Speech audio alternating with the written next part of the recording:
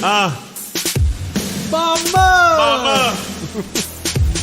We made it.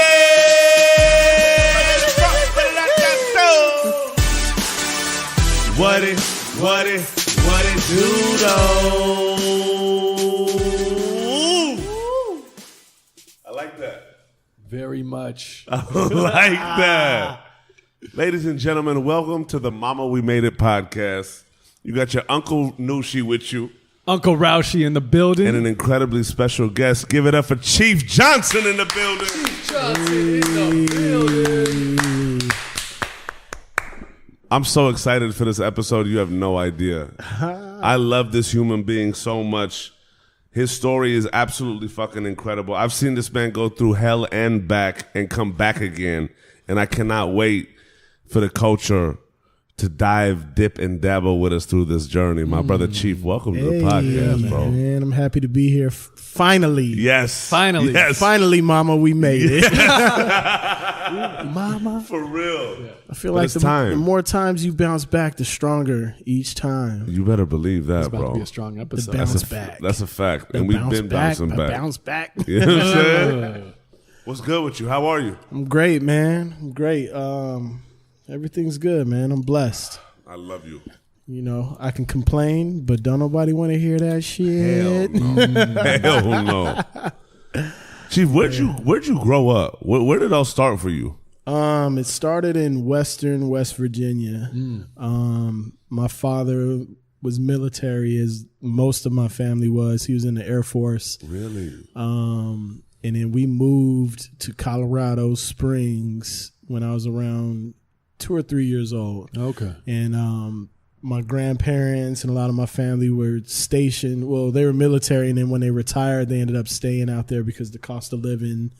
And there's a bunch of military bases where the city we grew up in. So, yeah, that's where the journey, you know, pretty much started. And in between there, I bounced back like to New Orleans. You know, spent some time growing up in New Orleans, and then back to Colorado, and then spent some time in Atlanta, and then I've been in LA now for damn near 16 years. Wow. So almost my whole adult life I've been in LA. That's incredible. Yeah. What was Colorado like? Boring. Yeah. I imagine. Yeah, but no, it was good, man. Let me tell you a little bit. Like Colorado, the city that we grew up in, Colorado Springs, is pretty unique because there's a bunch of military bases there. So a lot of the kids and a lot of people there are transplants. Yeah. So one thing I must say, and people you'll never really hear anybody saying culture from Colorado, but all of my friends were from like the East Coast or down south or, you know, the West Coast. So it was a melting pot of like, you know, so much diversity. Yeah. In so many different like backgrounds and heritages and, you know, different cultures. So I would never imagine that. Yeah, it's pretty crazy. You know, there's one of the largest military, the Army military bases. Fort Carson is out there, and then the Air Force Academy's out there. There's another Air Force base out there. NORAD's out there. So just tons of shitload of bases. Yeah,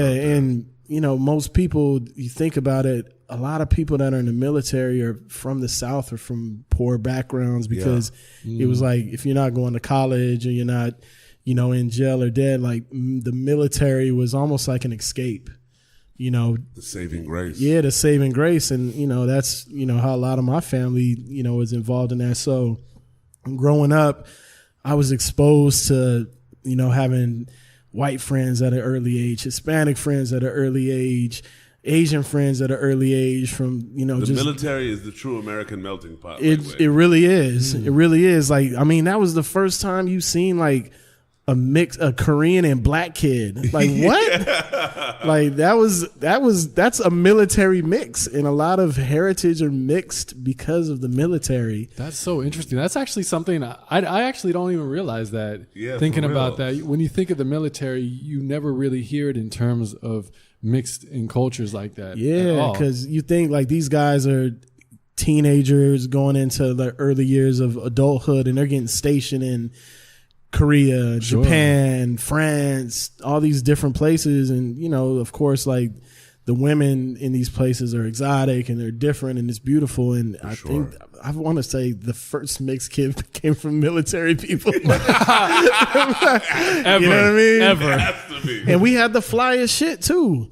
Like the satin jacket that these kids love, like those used to come back from the military bases in Korea. You're like so right with that. You know what I mean? Like yeah. we were getting Jordans on base, no tax. Like the shopping was crazy. Like you're getting gear from all these different places. So it was a true melting pot, man. And then what comes with that is you're exposed to different genres of music, you know, because we didn't have like a Power 106 or anything. We had like a true FM radio and other radio stations, but they're playing Metallica, they're playing Phil Collins, they're playing, you know, MCA and, you know, NWA and Ice Cube. So you're just exposed to everything. You know, and then all my homies, like, we're all from the East Coast, like Jersey and Virginia, and, you know, we were studying like the 5% Nation. So we were heavy into Wu and heavy into like the Gravediggers and like Helter Skelter and like all the East Coast stuff. Culture. You know what I mean? But at the same time, we was rocking NWA, we was rocking Q, we was rocking, you know, just nonstop anything. You know what I mean? And from the South too, a lot of military people from the South. So, you know, that influence too with your, you know, your Bun Bs and UGKs and, you know, just all of it, you know. So it was truly a melting pot, and for that I'm very, very grateful. For sure. You know, as a younger kid, it was something you kind of shied away from because you always want to be from like the coolest place. Like when you're young, you want to be like, yeah, I'm from New York, like, or you know, I'm from Cali. You know what I mean? Like we had all the gangs too. Like, so I grew up, you know, we grew up running around with those guys. So, you know, there's a bit of an identity crisis there because you're like, wait, I'm stuck in like in between this, but then you realize like, nah, that's dope because I'm exposed to it all. Sure. Yes. You know what I mean? From the fashion sense, like we wore Cortez, but then we also wore Timberlands. Yeah. We wore Dickies, but we wore Nauticas. You know what I mean? We wore all that stuff. So, I mean, in that sense, it was really, really cool to grow up in that. And, you know, the majority of my family is from the South. They're from Mississippi. They're from New Orleans. My stepfather, their family's from like New Orleans and Chicago. Yeah. So it was like just a huge melting pot. Like I have a huge family. So incredible. It's a great thing, you know. So what's it like growing up in a military family? Well, see, we're kind of like on the end of it because, you know, when we left from my dad, and the majority of them were like retired, or, you know, we had one, our Uncle Eugene was the only one that was still pretty active in the military. He did like 20 something years, but all of them had been a part of something, you know what I mean? And my sister was in the military, and her husband passed away in Iraq. Man. You know, he was, you know, a fallen soldier. So dealing with that stuff firsthand, you know what I mean?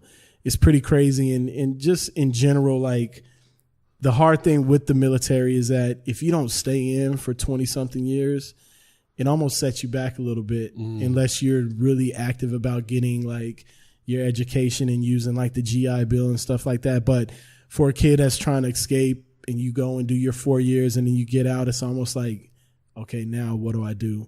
Because on the contrary, like the government, they don't really take care of soldiers and these people that are laying their lives on the line, on the front line. You know, they do have these programs, but you know, you got to be really tapped in, and you got to spend some significant time in the military to be able to build, you know, a crew that kind of money to get, you know, that education. So, I mean, it's a gift and a curse. For sure. Just like with anything else, man. You like take the experiences and you learn from it. Like even myself, like me and one of my best friends, we enlisted in the Air Force. We were going to school in Atlanta. No way.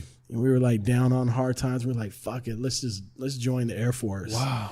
And we went in and did the maps and did all that stuff. And we were on the delayed enlistment program. And you kind of have like this grace period. And our recruiter was like, I don't want to see y'all throw your lives away. Wow. Like, I don't remember this cat's name, but this is when we were living in Atlanta. And I mean, shout out that guy because, I mean, I don't know how life would have panned out, but obviously that wasn't meant to be the road, and to have somebody look out like that. The voice of reason came Oh my in. goodness, you know what I mean? Because I think he's sensed the desperation. You know, we were super young. We went out there like the year after we graduated high school, and we were working overnights at Office Depot and living with this random guy like who was a felon, driving around a stolen car for like 6 months. Like it was crazy, like legit. My best friend Adrian Smith, great guy also too. He manages like AD and a bunch of other artists, but you know, my best friend for 22 years, we were just going through it, and we hit that bottom, and we're like, we don't want to go back to Colorado, and at the same time, like we can't keep living like this. You know, we were young, you know, 18 years old, and trying to figure out a brand new world for us. Sure. And we were really just trying to navigate it, and it was some of the best times we had, but at the same time, it was like we couldn't sustain that because we weren't trying to really work. Like we were working overnights at Office Depot. That shit like crazy. Lasted maybe like a month, and we both were like, "You ready to quit?" Can't do it. Can't do it. You know what I mean? And we were like eating Taco Bell, Nacho Bell Grande every day for like $1 something, living off of chili cheese hot dogs. For real. Like it was just really the struggle, but you know, coming up the way we did, you know, we learned to be like resilient and figure things out. But, sure, you know, I think about, you know, when we were trying to do the military thing, I thought about like my family and stuff like, damn, do I really want to take this route? Yeah. Or is this taking like, I'm not going to say the easy way out, because that's definitely not, there's nothing easy about the military. But at the same time, you know, we were so young, and to just throw your chips, you know, all on the table, like, all right, let's just do this. I'm glad we didn't, and shout out to that man for really looking at us. That's wild. Yeah, but I want to dial it back a little bit more to the like childhood and youth. Did you grow up throughout your childhood and youth on the bases? No. I don't know when we were younger, before we came out to Colorado, but once we got to Colorado, we were living with my grandparents, and we didn't live on the base. We lived nearby, but we didn't spend any significant time like actually living on base. We still had aunts and uncles and family and all that stuff that were on base, but we didn't live out there too much, you know. So, what kind of kid were you, like, just in terms of your personality and the things you were into, and being from a military family? Like, I go into the state of mind, like, must have been a strict household, and kind of like, that's just my like predisposed like thoughts. Yeah. And we've also had some like guests that have been on that have come from military families with different experiences, like moving all around, so never really getting close to friends or establishing real friendships, because you're always like, this is going to end. And kind of having to like find yourself and dive more into you and your independence. So for you in that environment, also being around a complete culture of tons of kids in this environment, like a community, what were some of the things that describe you as a kid and the things you were into? I mean, the good thing is we had such a big family and brothers and sisters. Like, it was really like always family. You know what I mean? We had but besides, like, I hung with my brothers and sisters and How my many brothers cousins. and sisters do you have? There's 6 of us. Wow. So the craziest thing is, like, I'm adopted in a certain crazy way. Like, my biological mother had 3 major strokes when I was a kid. Oh, wow. So my aunt took me in. Really? And she has 2 boys and a little girl. So I grew up like kind of in this parallel where, you know, like my mom is recovering from, you know, she honestly shouldn't have lived, you know, but from an early age, it was always just us, you know what I mean? Absolutely. So from a real early age, it was just literally like I kept a real tight circle. And, you know, that instance with my mother changed me a lot, you know what I mean? Because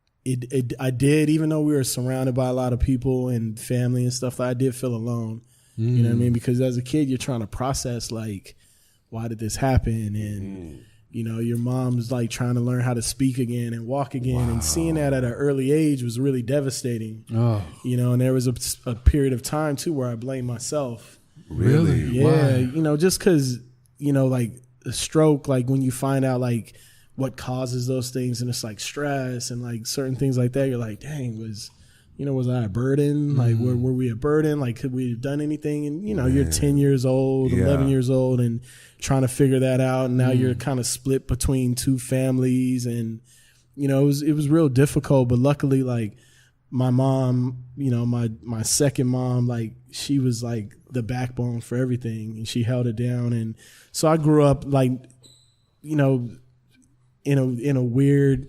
And then also too, you're going to school with kids, and kids, you're getting introduced like, oh, these are my brothers and sisters. Like, why are you so light skinned? Like, right. And it's like, as a kid, you don't want to talk about that. Like, my mom had a, it's like, well, let me tell you the story.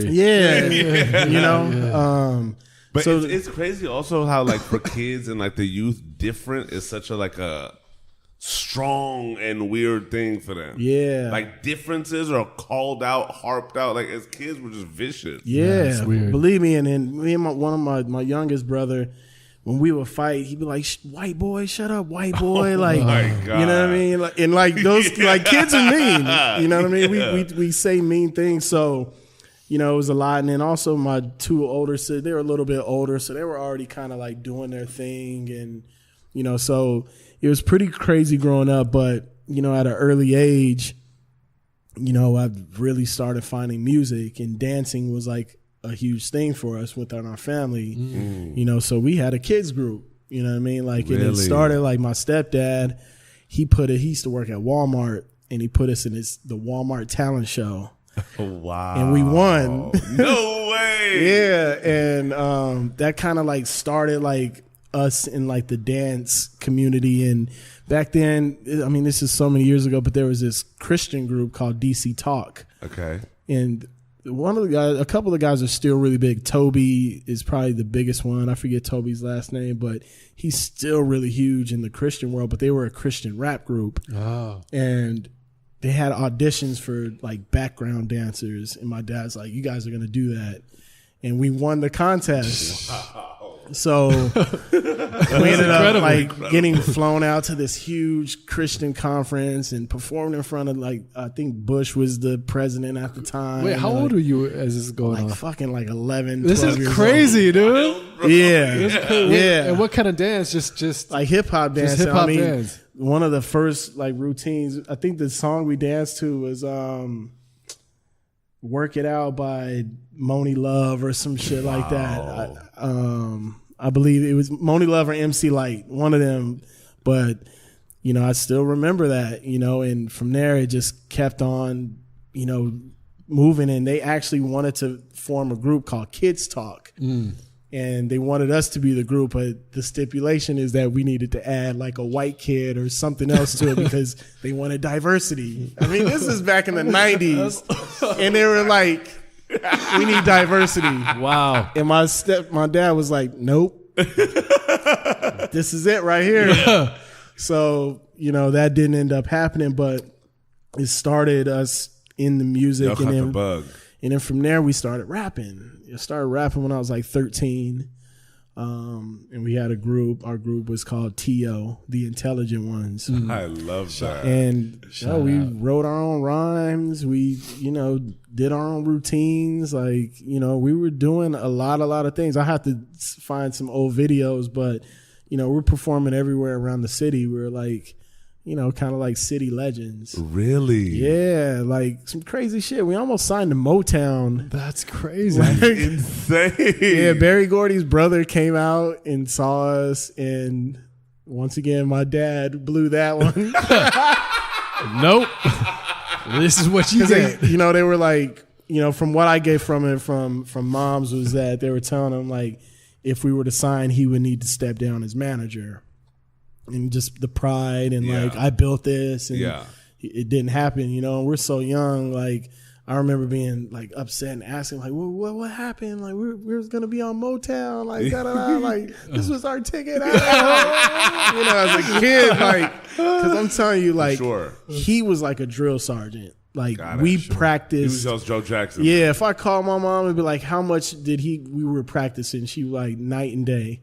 Wow. Like he was our Joe Jackson, real talk. For sure. Like real talk. For sure. And it's crazy also, like even like whether Motown or whatever, but these labels, even at that time, like I can actually see the reservation, because it's like cats want to come in, take over, and take all ownership. Yeah. Like, this isn't the day and age where like artists had the freedoms. No, there's and there wasn't no independence. And it wasn't. I mean, you Very had straightforward. the homie managers, but in the rap side of things, but something like a Motown, Yes. they weren't having that shit. No. They're like, we want to They're own like- this commodity. Yeah. We want to run it to the ground. Especially as like an entity too. Like they're Right. going to develop this product now. Right, and that's Like, when they used to actually develop artists, Yeah. and they really put you through like, your performance training. They teach you how to interview. They really were, investing in that. So especially as kids too, Yeah. and working with kids. It's like yeah, so that was like between the music and all that, of course, like sports. But even the sports, my dad was like, you guys could either play sports or you could do music.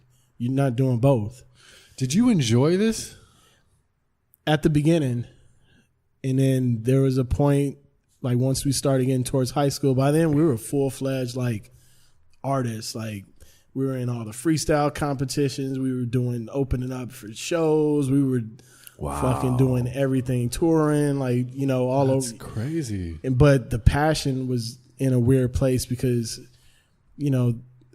he was literally like Joe Jackson. Yeah. The craziest thing is I love this man. Like we haven't talked in some years, Yeah.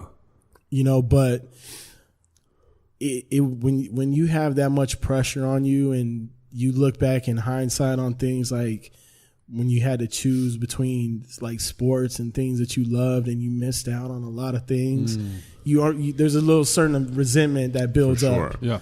So by the time like we graduated high school, we were like, I don't want to rock with you no more. And by the time we got to high school, that group had transformed, and then our cousin Stro, who's now part of the Roots, was in the group now also too. Wow. So he was producing all the music, and Shout out to Stro over here, man. Yeah. So, we were really like killing it, and the percussions, our cousin Rez, Mr. J, who's part of a group now, Alto now overseas. We were like smashing Colorado. We were smashing like a lot of places, Things like that I feel like is like a gift and a curse, right? Like it builds that acumen, and that type of regimen allows you to withstand what could come. Yeah. But at the same time, like especially with kids, it's one of those things that like the burden and the pressures could really like damper on a childhood. Oh, for sure. Right. It's like the sports dad that out with the kids, or the music dad that's like really running them to the ground, because like in their head they're like, I know how this runs. Yep. Y'all need to be disciplined. Yep. What effect did that have on you? Like even just like growing up, right? In terms of you balancing your love for like this newfound craft and also doing it with family, but also getting to an age where you started understanding like it taking away from the kid in you. It was tough, man, because even, being like 12 and 13, you're trying to balance school and, playing basketball and hanging out with your friends and, wanting to run around. And like, at that age, like, my sister was hanging around a lot of gang members, and I was hanging around like all of our older, like our friends, brothers and sisters were gangsters. And, we started selling, dabbling, selling drugs when we were like 13. I remember, my boy Kevin, his brother, and a few others, they had us running rocks for him. And we would sell them like in the 7-Eleven parking lot. There used to be a club called the Cloud 9. And we'd be down there selling his drugs for him, because at an early age, I was already addicted to money. And you get my brothers and sisters, even, my cousins, they'd be like, how do you always have money? Like you're 13, and I always just figured out a way to make money. Yeah. And in between that also too, in the summer having to work, my first job, me and my brother worked at the Salvation Army. And if anybody knows what the Salvation Army is, pretty much a halfway house. Yeah. So we're spending our days with criminals. Like, you know what I mean? So you're trying to balance all that and then going to church and still, you know, trying to be a good kid. You know, I brought a gun to school when I was in 6th grade. Wild. Really? Yeah, I got my sister's boyfriend at the time, like, let me borrow his gun. I took it to school and gave it to my friend Archie. And then he took it home and was shooting it in his backyard.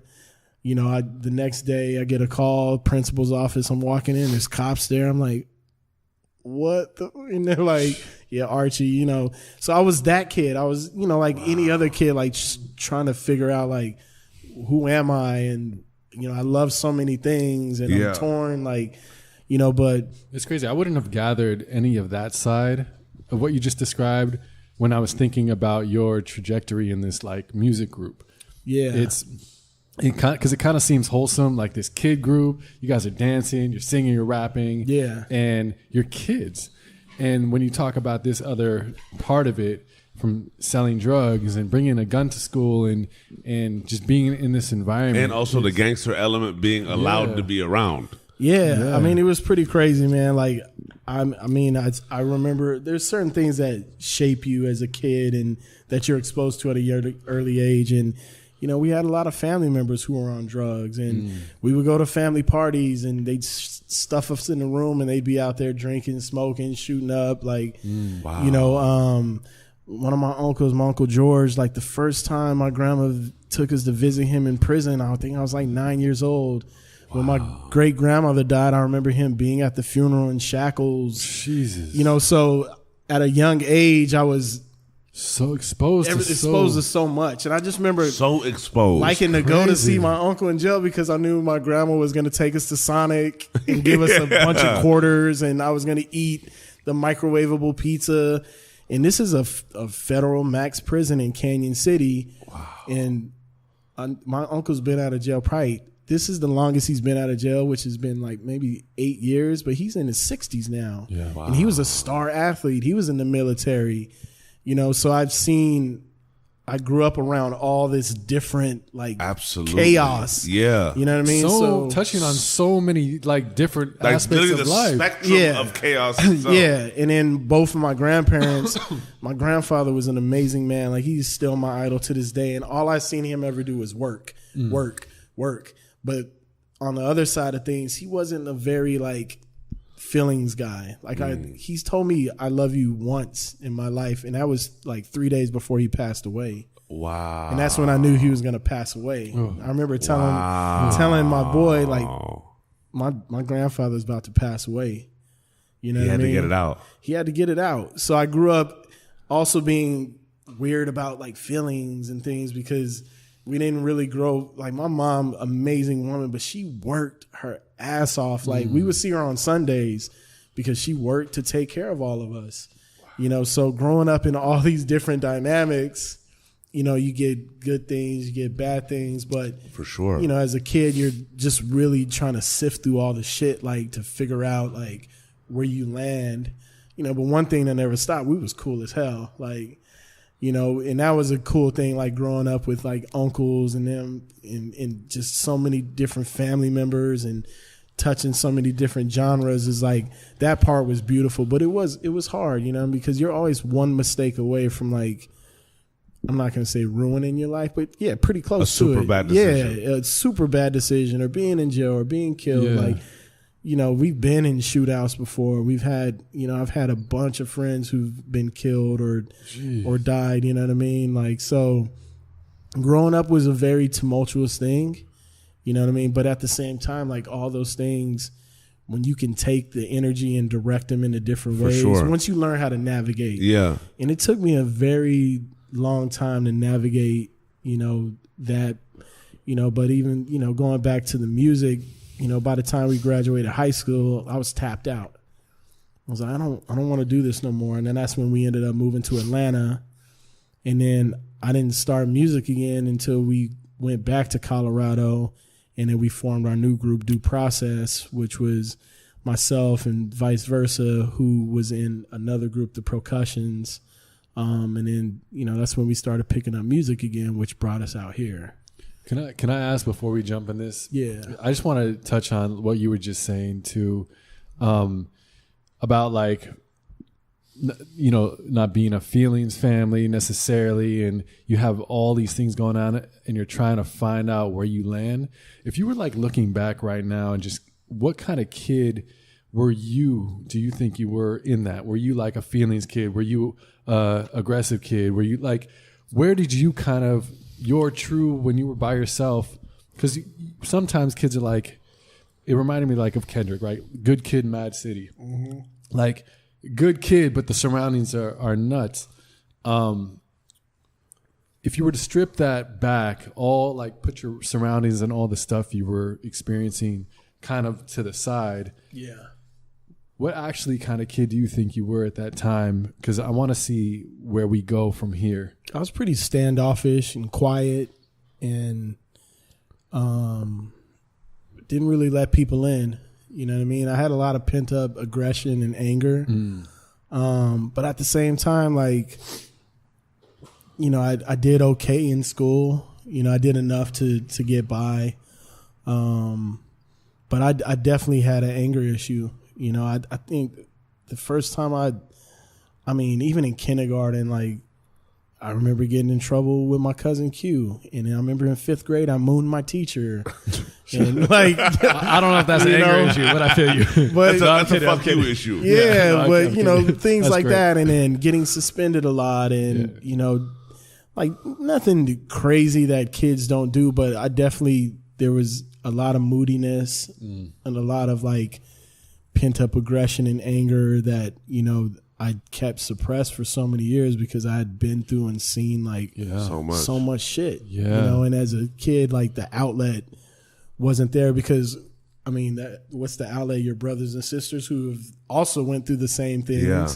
And we were, I guess, not raised. You didn't know about therapy and these kind of things. Like we grew up poor. You know what I mean? Like we grew up struggling, so we didn't.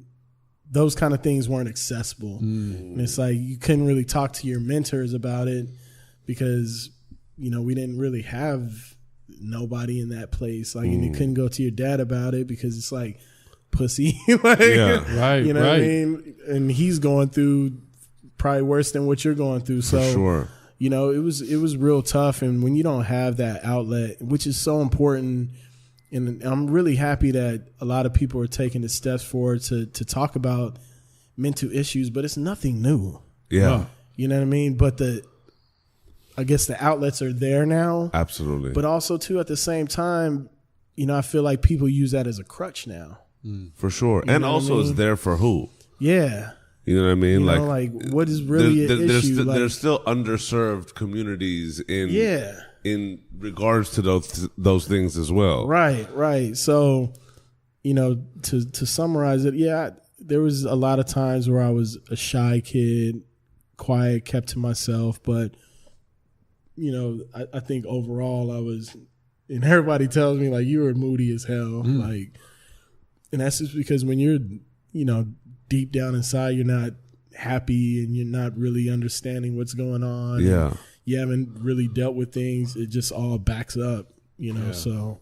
Interesting. Yeah. That's just when you were kind of like looking towards like, okay, cool. Like I'm going to start like towards your later like youth years, like high school and onwards, like did you have your thoughts of what your path would be like when you got out and made it out? Not a chance. Cause even high school, I went to 3 different high schools. So even through that, I was just trying to sift through, like, what is going on? You know what I mean? Like, sure. We left Colorado my 9th grade year, and we moved to New Orleans.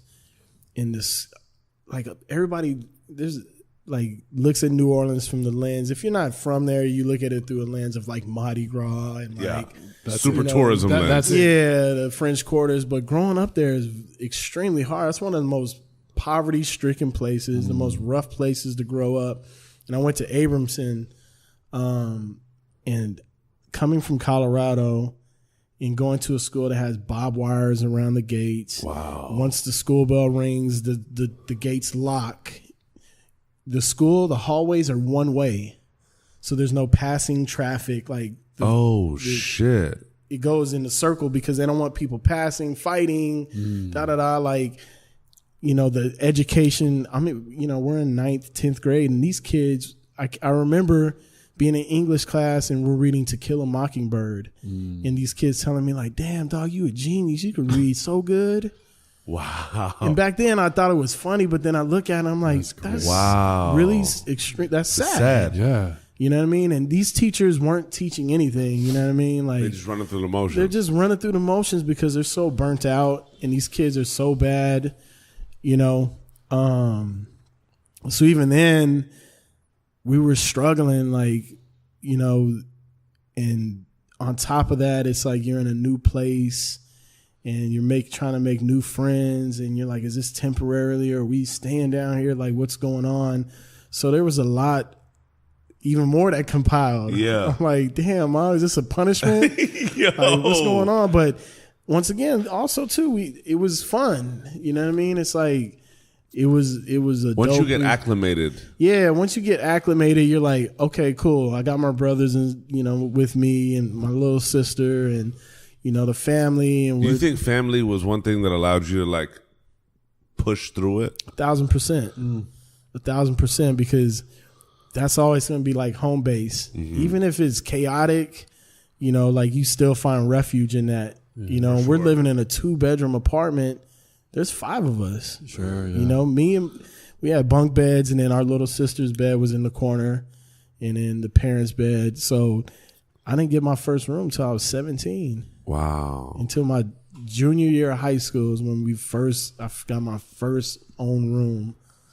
You know what I mean? So did that weigh on you also? Yeah, because, as a kid, like you said, kids are mean. And you're also at that point now where you're a little bit older and you want things. Yeah. And that's another reason why I always was hustling and, trying to figure out ways to make money because, I wanted stuff. Yeah. Like, and I always figured out how to make money, but, you don't want to be the poor kid. Different context. Yeah. When it comes that way. Yeah. You know what I mean? And even the poor kids don't want to be the poor kid. You live in a whole community of poor kids, but you don't want to be the poorest kid. For sure. You know what I mean? So you're constantly like and trying the to options overcompensate. And possibilities aren't exactly out there. 1,000%. Thank God that school we had to wear uniforms because you can't tell. Yeah, you can't tell. Only thing you need to worry about was your 5411s clean. Right.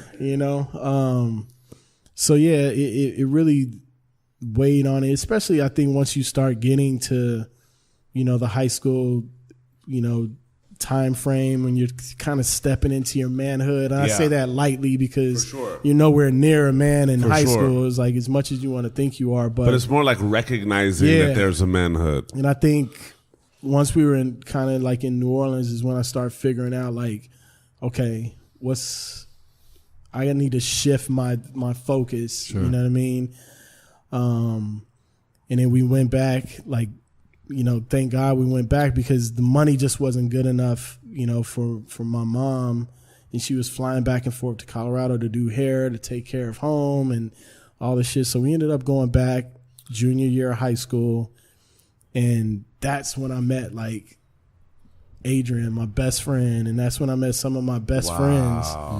And it was the first day of school. Too. Yeah. And me and my brother, like the new kids from New Orleans. And, we got the creased dickies on and like just looking flying. Everybody's like, they ain't from here. And we had this class. And like the first day of class, it was my boy Adrian, Cedric, a couple other cats. And they're like, oh, we going to name y'all Quo. And Quo there was a rap group named Quo, and it was a light-skinned kid and a dark-skinned kid.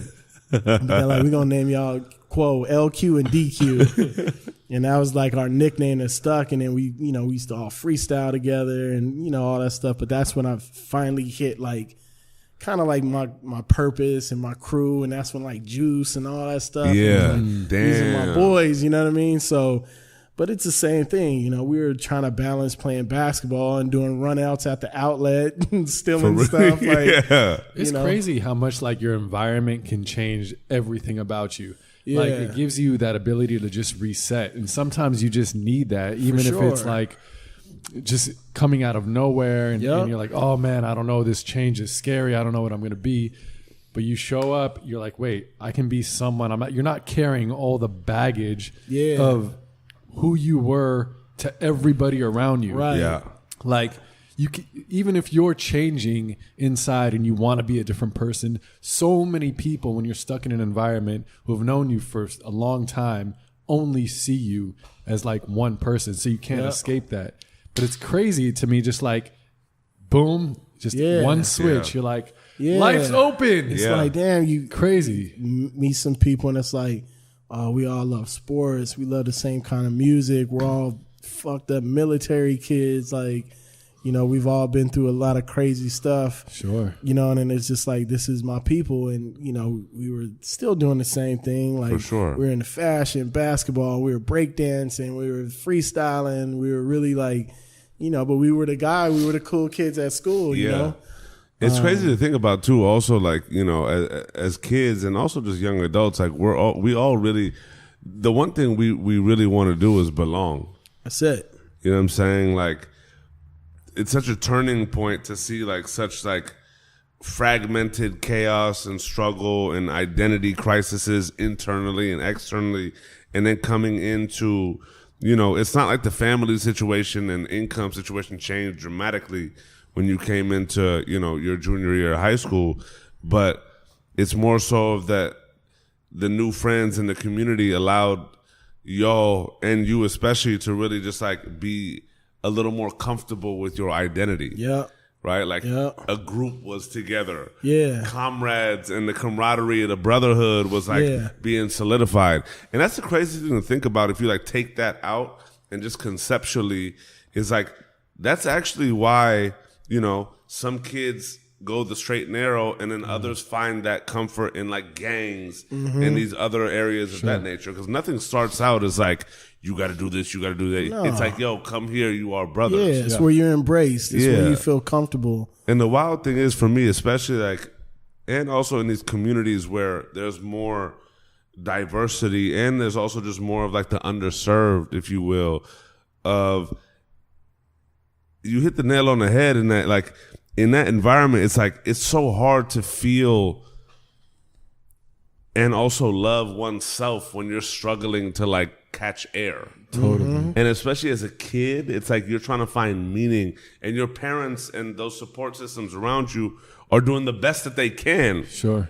You know what I mean? But at the same time, like, we have needs growing up. Like, we have aspirations growing up. We have insecurities that we can't really address growing up. Right. So it's like there's all these things that come into play in this whole nature versus nurture environment that we get thrust into. And it's so interesting and beautiful to hear it play out because it's so important. Like, nobody's life is really the same, but we only can start to understand it when these things are spoken about. Because so many of us also that go through these feelings keep those like dark ones or those like muddy ones locked in. Like, all right, bro, we got past that. Let's just like throw this away. Like, we don't ever need to come back to that.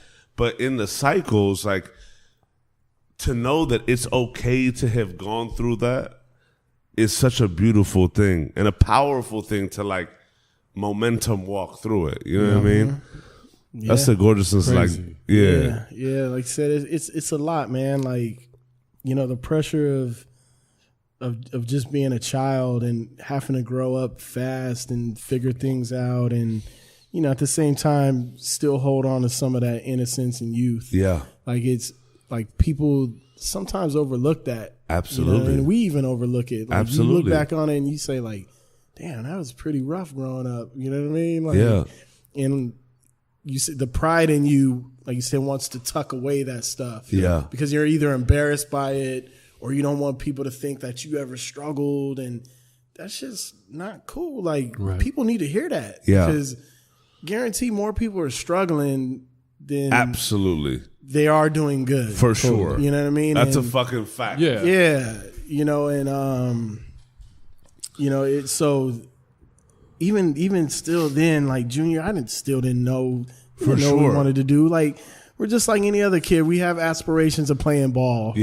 You know, or we wanted to rap or whatever. But, you know, more than anything, though, it was just like, let's have fun, let's make money, let's go out, let's, we just had each other. You know what I mean? It was like we had our people, and we were moving around, and like I said, that was my first time.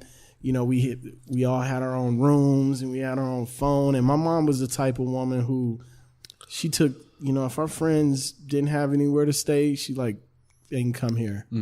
They can come here. So even like my whole 12th grade year, like my best friend lived with us. So many people were in and out of our crib because that's incredible. My mom was just a nurturer. You know what I mean? But, throughout that, it was just like music and sports and, still running around. And, at that age, you start getting into things. You're smoking. I was never really a drinker too much. I didn't drink. I think I had my first drink when I was 13. Yeah. Which was some Mad Dog. And I wasn't feeling it. Yeah. I don't think I drank again until I was 20. You know what I'm saying? Yeah, that'll do it to you. Yeah. But we were smoking weed and doing, those kind of things that, that kids do. For sure. By that time, we were doing better. We were still, mischievous and fighting and stealing shit and doing those kind of things. But, you kind of, like you said, like you find that brotherhood and that camaraderie. And Absolutely. you're cool with that. And even through school, like, some friends got killed and some friends went to jail and, that kind of chaos. But, so finished 11th and 12th grade year in Colorado. And then by then, we had decided, not to be a group anymore on the music side. And then that's when it was like, let's move to Atlanta. And then the plan was, let's move to Atlanta. Let's walk on, at one of the black colleges, play basketball. That shit didn't pan out. We lasted out there for close to a year. But even that, like, that was Greyhound bus to Atlanta. Wow. 36 hours, supposed to be living with my godmother. Within 3 or 4 days we were there, she tells us we have to get out and we can go live with her boyfriend, who the one we found out was basically in a halfway house. Wow. For like fraudulent checks and all this shit. And he would have us trying to like cash these fake checks, and he had us driving around a stolen car. Like just crazy during that shit. time. Wild. You know what I mean? And we're like 18 years old in a completely across the other country. Yeah. Why'd you decide to go to Atlanta? Because we wanted to go to school there, and then we just were like, Atlanta's dope. Like, let's go there. And she was living down there. And so it was kind of like, had a reason. Like, okay. She was like, yeah, come down here, you could live in and go. You guys go to school. So we're like, oh, at least we got somewhere to stay. They had a dollar in the big dream, That's a literally. big thing. Yeah, and then she was like, you guys got to get out. We're like, Wow. What the fuck? What? But once again, like, we're, tough kids. We grew up in really tough environments, and through it all, so we're like, we'll figure it out. We try to figure it out as long as we could. You know what I mean? But that's such a part of it too, by the way. Like just figuring shit out for as long as you can, and just trusting that it doesn't have to be perfect, but like getting through it and constantly figuring it out. That I just love that you said that. That's a great and quote. that's life. That's been my life. Even now, it's just figuring it out. Yeah. As you go. Yeah. You know what I mean? Like it's always been like, be resourceful, figure it out, like make things happen. Like it's a survival. It really is survival. Absolutely. Because there was no safety net. I couldn't call my mom and say, yo, send me $1,000. It's crazy when you have nothing, that like how much the ego doesn't really exist. And also, You know what I'm saying? what's wild is like you actually kind of had a safety net when you went out there, because you're like, oh, this is a good responsible decision. We're gonna go out to Atlanta. I've got a place to stay. Yeah. I'm gonna go to school. You got it planned out. This is a good move. We had and it you go figured there out. and it's like we had it figured out for 3 days. Chaos. Chaos. And that just goes to show, like, you could try to plan things in life like as much as you possibly can. Yeah. And none of it really matters. No. Most of the time, none of it matters. Yeah. And that's probably one of the greatest things that I've learned from like my mom and some family members is just like, you just got to keep pushing through it. Yeah. Like, and it's a real testament, and that's probably the biggest thing I picked up from my mom is like just her work ethic, you know, and like, which is, you know, can be a gift and a curse too, because at the same time, when you have so much like pride on certain things, you will never ask for like help. Yeah. And you also, you know, don't admit when things are wrong. Like, sure. You know, I'm sure everybody thought we portrayed, you know, this is way before like social media and all those things, but they probably thought we were living it up out there, not knowing like we were trying to figure out what to eat, like For sure. trying to survive as much as possible. So, you know, it was a short-lived amount of time in Atlanta, but it was great. I mean, it was one of those things that was like, damn, like if we could survive, we good. Like we're good, you know. Yeah. So, you know, what ended up happening is when we figured out the memory literally just like went like, right past. What had happened was like we just saw the memory just like flash, like here it is. We get past like the military thing, and then we're like, all right, we got to go back. We got to go back to Colorado and figure this shit out. Yeah. So we're like, this dude has been shady with us. We came. What really pushed us is we come home one day and there's an eviction notice on the door, and we're like, we've been paying this guy rent money, and he's just been pocketing it. And then we found out the car was stolen. So we're like, all right, we got to go back. But at this point, we're like, damn, this dude's a felon. Like, what if we're playing through all the scenarios. Like, what if he sees us packing and he kills us? Like, what if? So we're coming up with all these contingency plans. Like, one man is vouched for. Like, we were like, if we need to kidnap him, if we need to like, all this crazy shit. Like, if we need to fight him, like, shit gets wild. Yeah, and we need like to you rush him, like all this shit, because he came home one day and came in the room and he could tell like all of our shit was packed. And we're like, damn, man, like if he starts wilding out, like this is what we're gonna do. Yeah. Like, so he ends up leaving. Y'all had schemes. Oh, like, we was ready. Dude, we were y'all had ready. A through Z. Like, all right, bro, like ready. if he comes into this side and then runs to the couch this way, like you take him there, I take him there. Literally. Flat X, Y, Z, yes. Literally, we were going through all these scenarios, like this is how we gonna get him if it goes down. And then we're like, you know what, we got to get out of here. So we get together as much money as possible. We get Greyhound tickets for like a couple days later. And then we're like, you know what? Let's trash this place. Kick holes in the walls. We destroyed his TV. Wow. We turned all the gas on. We could have blew the place up. Like, yo, my God, wow. We trashed this place. And then, you know, we end up leaving on the Greyhound. And even on the Greyhound, somebody tried to rob us. Wow. Really? And I had to pull a knife out. Wait. What happened? On the Greyhound, back to some dude, like, I don't remember what city we were. We might have been in Dallas or somewhere. But this dude, like, really was trying to stick us up. Because it's, 36 hours you said? Yeah. You know. And you're on that bus? You don't, like... On that bus, like, you know, handled that. But then, you know, all the Adrian stuff got stolen and... You know, just some crazy shit. But we were just so happy to be out of there, and we had each other. Yeah. You know, it's one of those things you look back and you laugh like, yo, this is crazy. That's a straight pursuit of happiness moment right Yeah, there. you know, and then, you know, we get back to Colorado and, you know, we start working. And luckily, like, my cousin Q had an apartment, and he had an extra room. So we're like, we're going to rent this room for you. So it's back to business, like, all right, let's start working. We're going to keep dancing and doing whatever. I started making music again. But, you know, it was a crazy, just continue the chaos. You know what I mean? But through all of it, we had each other. You know what I mean? And so that was pretty much like, you know, back in Colorado, started doing music again, was working like crazy. Where were you working? I worked at Hobby Lobby. We worked anywhere we could. So you know what I mean? Picking up whatever job you could. By the grace of God, I ended up landing like this position through one of our friends.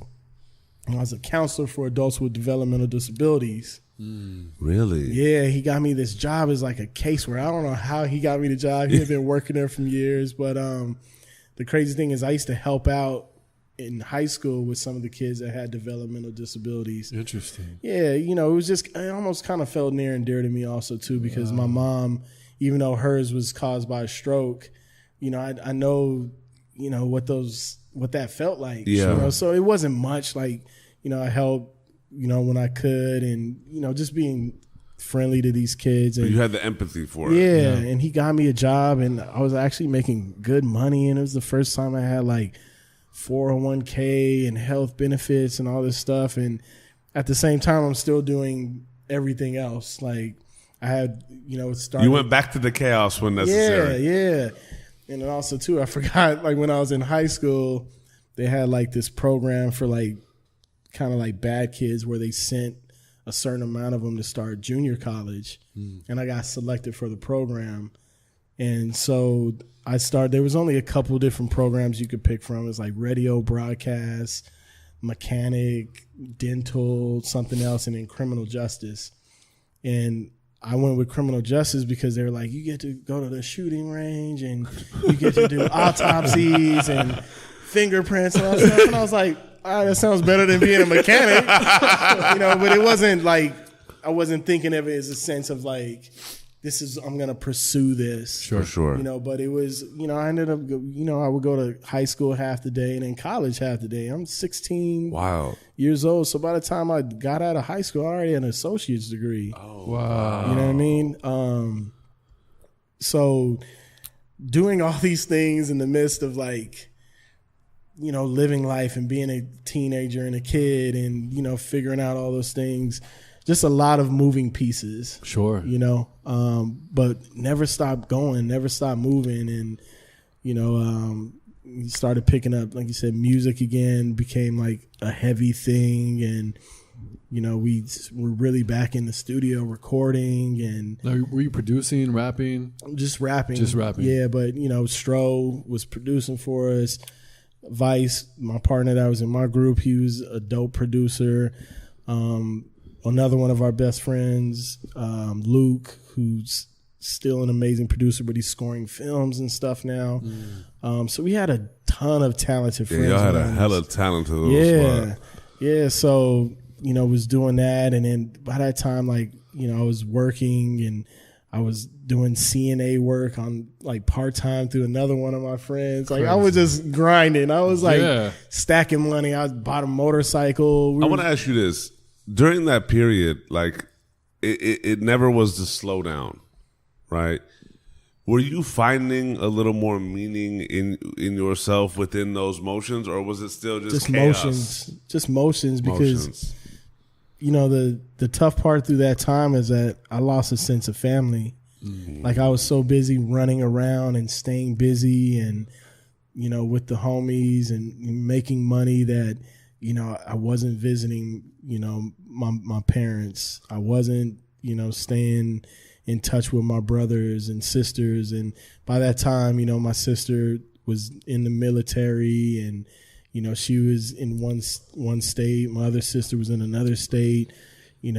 My brothers were doing their thing.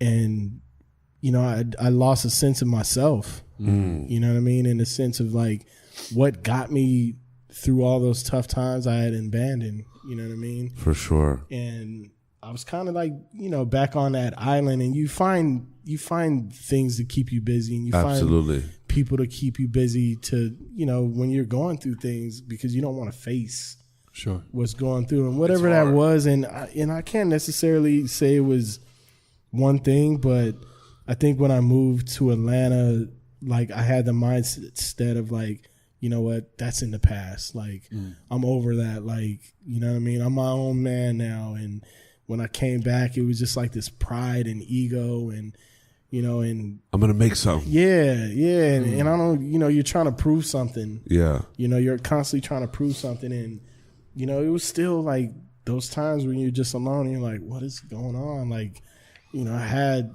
plenty of money. I had car, I had a motorcycle, I had a $3,000 fish tank. Like, we were doing weed drop-offs, back and forth to Denver. Like, but even after that, me and Adrian had like a falling out. Really? Why is that? Like, we got back, and then he decided to go to school up in Greeley, Fort Collins area. And, you know, he kind of fell into like the wrong crowd. So we kind of distanced ourselves, you know, and that's crazy how somebody could fall into the wrong crowd, but you'd still be willing to distance yourself from that. Yeah, because it seems like you're always teetering that line. Always. And I think it needed to happen because we had literally been up under each other for so many years. And we were like hand in hand, like together. And there just becomes a natural thing where it's just like, I don't want to do that. I want to do something. I want to be this. And, you know, he's 6'5". Like, he's always been an athlete. Like, he's blessed and gifted as an athlete, and he wanted to pursue that. Sure. You know, and, you know, he had the opportunity, and he went up there and made, some significant mistakes. And, you know, that time apart was crazy. And in between that time apart is when I had moved out here. But even like back to where we were talking about, like, you know, trying to find everything, it always came back to music. Like, there was something that always came back to music. Like, what was it really about music? Was it like an escape for you? Was it just a way where you can like kind of express who you were? Both. Yeah. Yeah, it was, and it was something that from, you know, a young age, like being around, you know, my grandma, who was a phenomenal singer, and, you know, just growing up listening to so much music and dancing, and, you know, it was always such a huge part of my life, you know, and I think I needed that break during, like, after I graduated high school and not being with the group anymore and being under the thumb of my father, you know, that still made me like. And it was an amazing time for hip hop, you know what I mean? Like the middle parts, late parts of the 90s and early 2000s, and classic time. It was such classic, and I was always still freestyling and writing and all that. And then when we came back is when we formed our group, and it was just like a new passion. Sure. You know, and we started doing, you know, performing again. And at that time, like, my cousin in group percussion, they were like really, really smashing stuff. They were opening up from everybody, and, you know, and I just had that fire again. And we came out with this song. We were like, we're going to produce our first vinyl. You know, we came out with a song called The Process, and it became like this underground smash. Wow. Like a real underground hit. And we're still living in Colorado, but we're getting calls from like, you know, the Cali radio stations and different people like, can you guys do this show Saturday? Can da-da-da. Like, and we're like, we don't even live there no more. That's crazy. You know, and at the same time, like the percussions were really taking off. And they were like, you know what, we're making the move to Cali. And they got signed to Raucous Records. And they were out here smashing it. And we were doing our thing, and the vinyl was moving. And we came out to visit them. And while we were out here visiting them, we signed a lease on an apartment. Stop playing. Literally. Like, just fuck it. They were living in Pasadena, and we came out here, and they were the same thing, living like cramped quarters, but they were making, you know, some waves in the underground, and we were like, damn, we got to do it. Bug. And literally, like, we were like, found an apartment in Arcadia. I mean, in Monrovia. Oh, wow. And we signed a lease while we were out here and moved out a month later. Really? Yeah. You know, and that was another thing. Like, what was that moment? Just, we're going to figure it out? Yeah, we're going to figure it out. Like, because like you said, the song was doing so good. And people were, you know, requesting us. We were doing radio interviews, and people were trying to book us for shows. We're like, we can't not be here. It. Yeah. You know what I mean? Like, there's nothing else for us out here. There's comfortability. But when you come from a whole life of not being comfortable, it doesn't faze you. No. Like, we're like, okay, we're going to pick up and leave. Yeah. I had a ton of money saved up. And we were just like, let's go. They had been, you know, the boys had been out here a year before us, and they were making so many connections. So we were like, let's do it. But it was still a tough decision because, you know, when you're in your comfort zone, and, you know, by that time I had been at, you know, my job for a few years, and, I was dating this girl, and there was just like a lot of things going on. But I was like, I owe it to myself. Like, this is my first time of actually making a move, not under duress, you know, and that's not wild actually to think about. And not in no weird circumstances like eviction or the parents are moving somewhere. Like, this is my first like cognitive like major move, you know, and that's crazy to we think did it. about. I remember we left February 16th. I remember because it was a blizzard. A blizzard. Like, it was a legit blizzard. Yo. And I remember saying, like, the devil ain't taking this. So normally it takes like 12 hours to get from Colorado to Cali. Yeah. It took us a couple days. It took us like 12 hours just to get to New Mexico. Wow. Because it was raining so hard. And I just remember driving like, damn, I'm going to die on this freeway trying to get to California. You know? And at the time, my sister was living in Arizona. So we stayed with her one night. And that was my first time seeing her in a couple years. Wow. And then we made it out to Cali and we just hit the ground running. Like, I want to ask you about just that decision. Right? Like that, because that seems like a very pivotal moment in the start of a new beginning, if you will, right? To be like, yes, it's really cool to have the money saved up. Yes, it's really cool to have the song buzzing and also the squad already moving out there that has laid a little bit of the groundwork. But still, there's something where it's like, look, like, it's now or never. Sure. Right? Mm-hmm. And I feel like that was one of those moments, if I'm wrong, and correct me if I'm wrong, but like I feel like that was one of those moments where like what allowed y'all to come out on a visiting trip and set up to come out the next month was like, this is really our carpe diem, like seize the moment type of opportunity. Yeah. Right? What was going through your head in making that decision, and what allowed you to, whether it was be comfortable or not be comfortable with it, but like what allowed you to get through making that decision and leave the comfort zone behind and finally take that step of, well, if I'm going to embark in another like chaos scenario, at least I know what I'm getting into. Crazy. Yeah. As opposed to, okay, cool, I'm going to make this move. Oh, it just happens to be another shit show. Yeah. I think between like the restlessness I felt inside, and then this is where the weird, like the contrast of, you know, when I had drifted away from the family and me and Adrian being apart in some of those dynamics, is that I didn't really have like that part of me holding me back. And then there was a driving fuel of people saying like, y'all only gonna be there. Y'all ain't gonna last out there. I'll be right back here. Because, you know, a lot of those small towns and places like that, it's like you go to school, you graduate, you go to college, you have some kids, you get married, you work.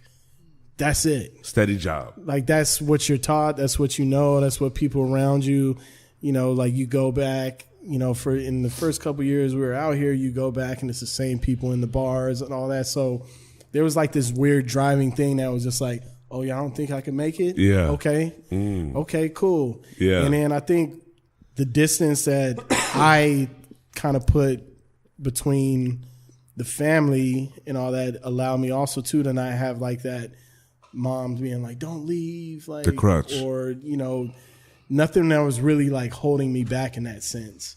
You know, my biological mom, she was living in Georgia, you know, at the time. So I didn't really have those things, but I think it was just this restlessness where even though Colorado was home and the family and all that, I never felt comfortable there. I never really felt like I can see myself living here for the rest of my life. Like there was always something in me that was just like, I want more. For sure. I want more. Well, what's crazy is like thinking about that. It's all about how we define comfort, right?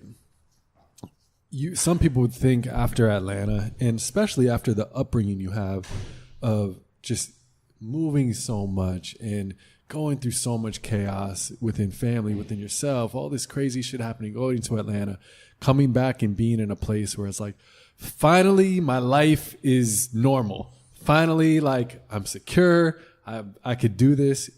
You would think that you would stop there because you finally got yourself to a place where things are peaceful, it's good and secure, got a girlfriend. But as we think about how we define comfort, you actually might be comfortable in chaotic scenarios. Yeah. Like if you watch how you, like, listening to your story and how you grew up and the things that like you've been exposed to from your music group and your dad's like the discipline he infused in you and all the things you kind of did and bounced around and all these crazy opportunities and constantly in this like flux, that actually might be where you're most comfortable because that's your home. Yeah. You know what I mean? Yeah.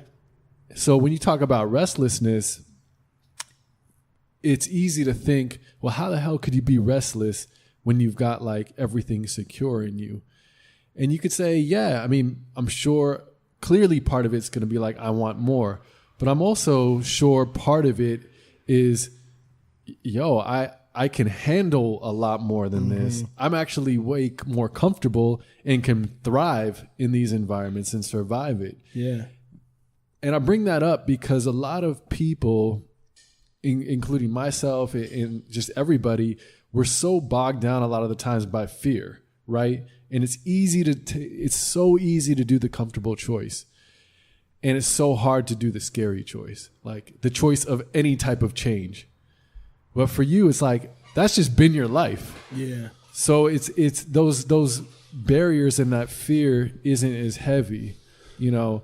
And I'm just so interested in like that dynamic of like where you actually thrive and the environments you need. It's like when a fighter goes into a fight, like a UFC fighter, I think of myself, there's no way I can get in a ring with someone and just like duke it out and break my nose and do it. But these fighters are so comfortable in there. That's not even a thought for them. Because when you've been knocked out before, like, a billion times, it's not you're not even thinking like that. So it's like, in your case, you've already gone through so much. Like this isn't such a big leap, as to maybe someone listening to this may think it is. Yeah, I think when you have to make adult decisions at such a young age, it just shifts. It shifts your perspective. Sure.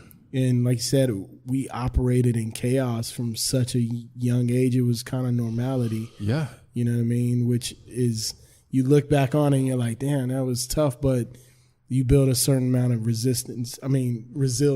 Yeah.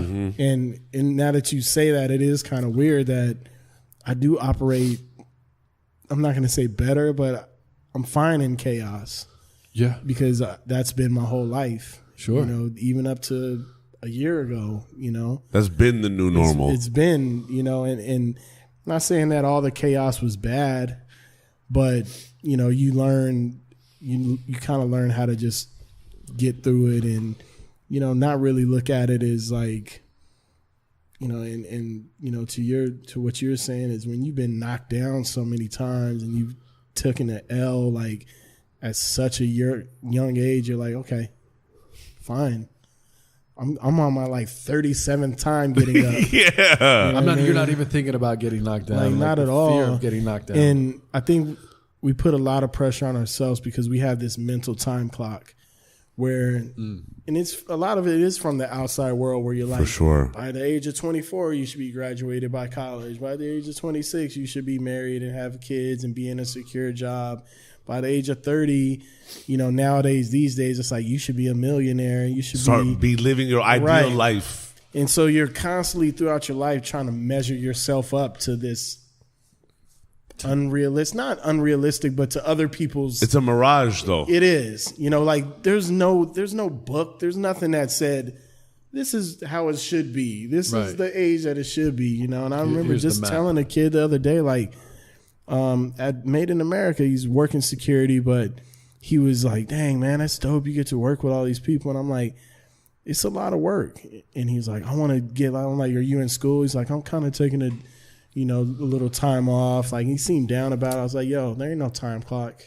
Yeah. I'm like, as long as you working towards something, get there when you get there.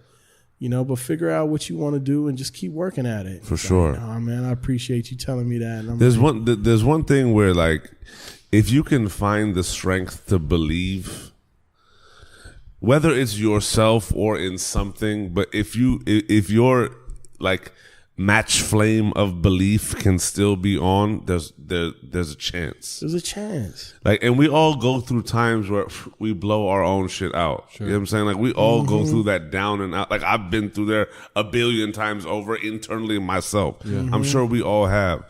But like, so many of us are comparing where we want to go, whether it's in a far down the line moment or even like in our immediate future. So many of us are comparing like our complete darkest, emptiest, and most like profoundly dark moments to idealisms, right? Sometimes, as we said, it's just the ability to take another step. Yep. And taking another step doesn't mean you're walking into a fucking mansion with a pool and 17 chickies like in bikinis. Taking another step may be just making that text or that phone call to the homie. Taking another step may be to like reach out to that person you spoke to 9 months ago and have thought after like 1 month of not reaching back out like that you lost it. Like, sometimes just taking that step is having the belief that there's still a possibility. Yeah. You know what I'm saying? And like, I feel like, especially in this day and age, so many of us lose that because everything is moving so fucking fast that it's like, it's okay. Like, it's okay. At the end of the day, like the slogan should really be, it's okay. Like, damn, I met this cat. He gave me an op. I was too scared to look myself in the mirror and make that call because I felt unworthy. It's okay that you didn't hit a motherfucker back. Yo, dog, I feel this way, that way, the other. Like, I could take this opportunity, but I didn't make that move. I probably lost it. It's okay. Like, so many of us are comparing such absolutes to such fucking uncertainty. You know what I'm saying? Like, that's the one thing that I feel like I love hearing, especially like in this kind of area of your journey. And we're just like in the throes of the momentum starting, right? And who's to say where it goes and where it comes and where it rebounds back to? But you've shown this ability to like be able to, whether it was okay or not, to just move forward in the storm. Yep. Ooh. That's it. You know what I'm saying? It was good. And continue to do so, though. But it's hard. It is. Because there's been times in the fucking tornado that I've stopped and I've got swept up and like God knows where I ended up. Sometimes we'll end up way back yonder or sometimes we'll end up right in the same fucking place. Yeah. You know what I'm saying? And you were literally moving forward in that blizzard and storm. Yeah. And moving forward, and that all comes with moving a price. in general. But as long as you're moving. Yes. As long as you're moving. Yes. You'll get to where it may be the shuffle sidestep. Yeah, and I'm a firm believer in your timing and God's timing are completely different. For sure. You know what I mean? Like, the reason I'm where I am right now is because this is where he wants me to be right now. Because I couldn't have been a blessing to anybody 5 years ago, 4 years ago, because mentally and within myself, I wasn't where I needed to be. You know what I mean? And if you always look at yourself as like, you're still a work in progress. Yeah. Like, I'm always, until I leave this earth, I'm going to be a work in progress. Sure.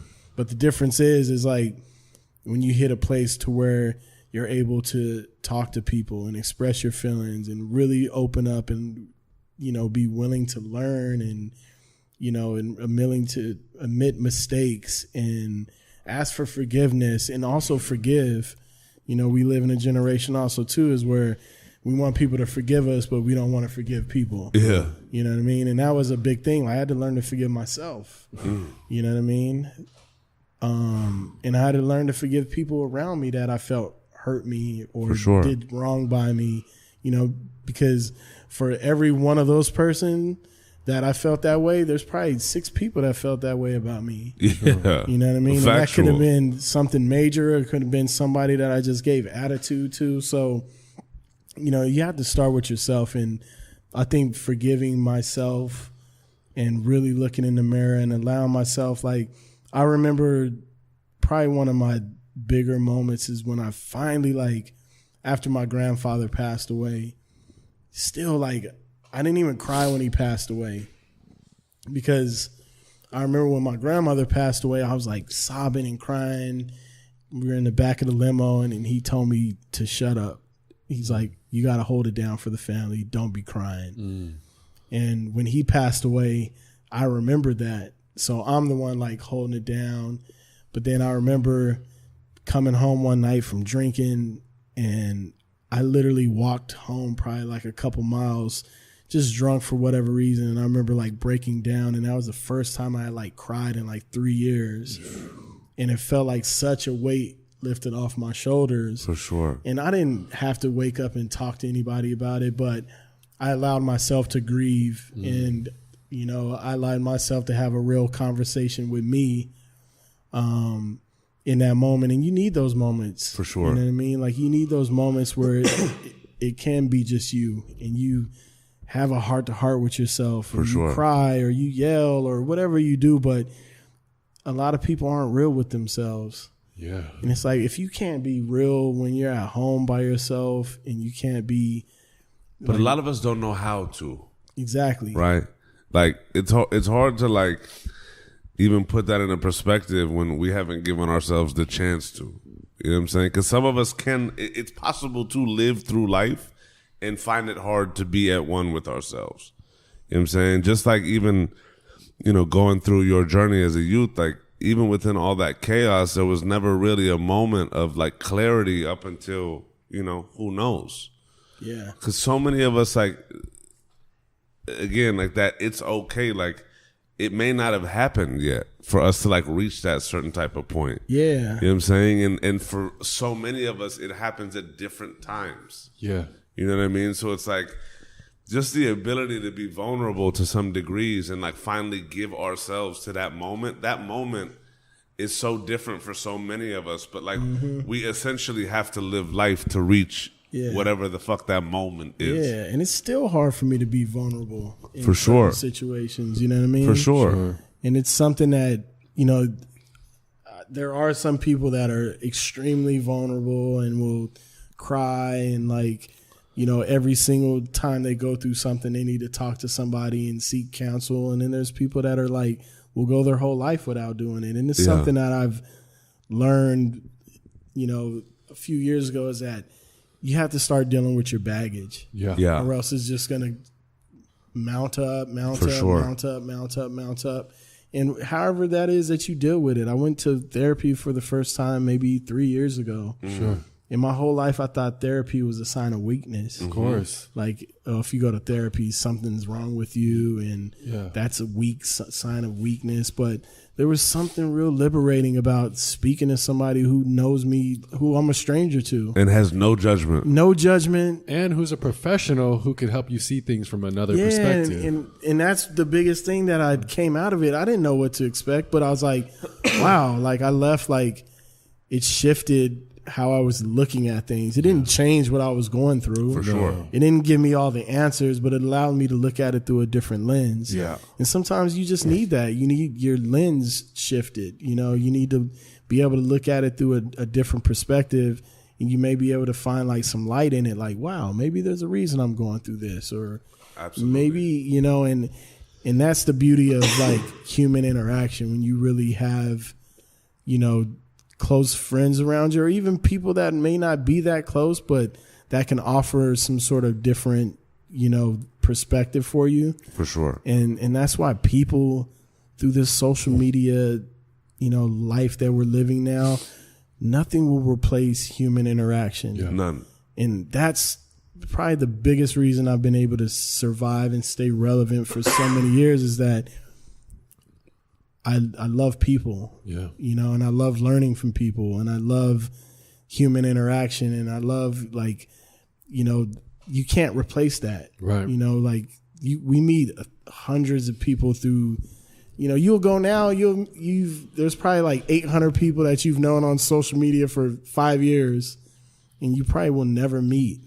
Yeah. Which is cool, but at the same time, like there's something really amazing about being able to sit down For and sure. have a real conversation with people. Because what I realize now is like everybody's anybody could be vocal on social media, but then you sit down with some of these people and they couldn't hold a conversation in a bucket. Yeah. And You know even, what I mean? and even Go through your people- followers. Tell me one thing that happened in their childhood.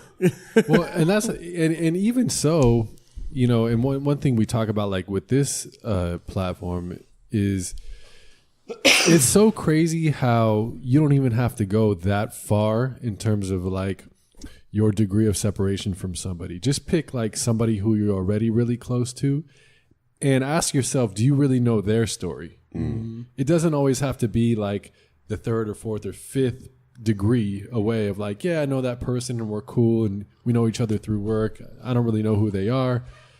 But sometimes just the people we know well, it's even a hard time to have those conversations. Yeah. And open up and really talk about and learn things.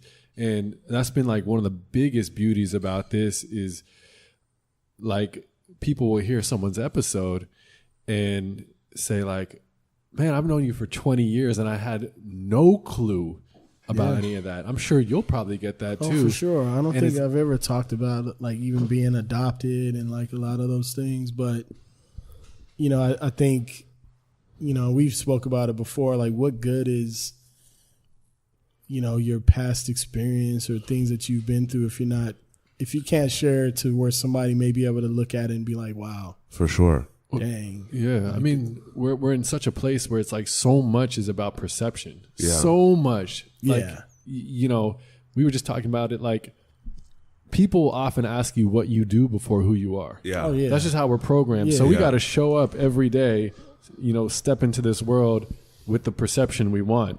And that's very fucking different than our past. Yeah. You I know? mean, people even address people by their Instagram handles or they'll ask for like your Instagram before a number. Like it's crazy. Like you said, we Insane. live in a world where you're almost defined by like how many followers you have. Like, you know, and you see it with work and everything. It's like, well, how many followers does that person have? It's It's crazy. like, no, but if you were in real life, in Yeah. the real streets and asked about this person, everybody knows who you Yeah. are. Yeah. What's the influence What's that they the carry? influence? What? Yeah, you know. So it's pretty crazy. But I feel like we grew up in like the greatest era because we lived during no technology, the cusp of technology, and then now all of this. Yeah. So we learned how to be resilient. Yeah. When you know actually had a pager, or when there was a party.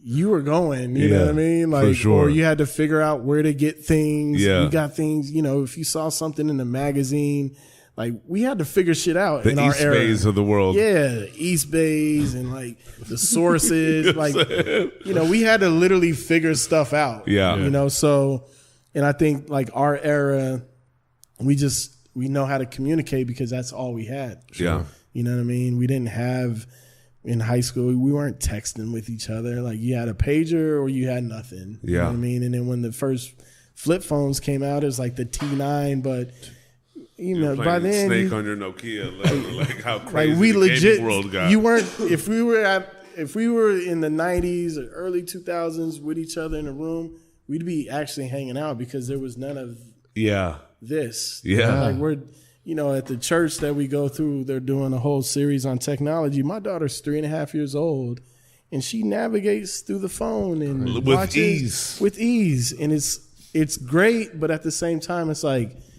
when you go places and there's families and everybody's on their phone. The mom's on the phone, the dad's on the phone, the grandma's on the phone. You're at the dinners kid- like this. Yeah, this is dinner. Oh, yeah. Oh, okay. Yeah. It's You know? crazy.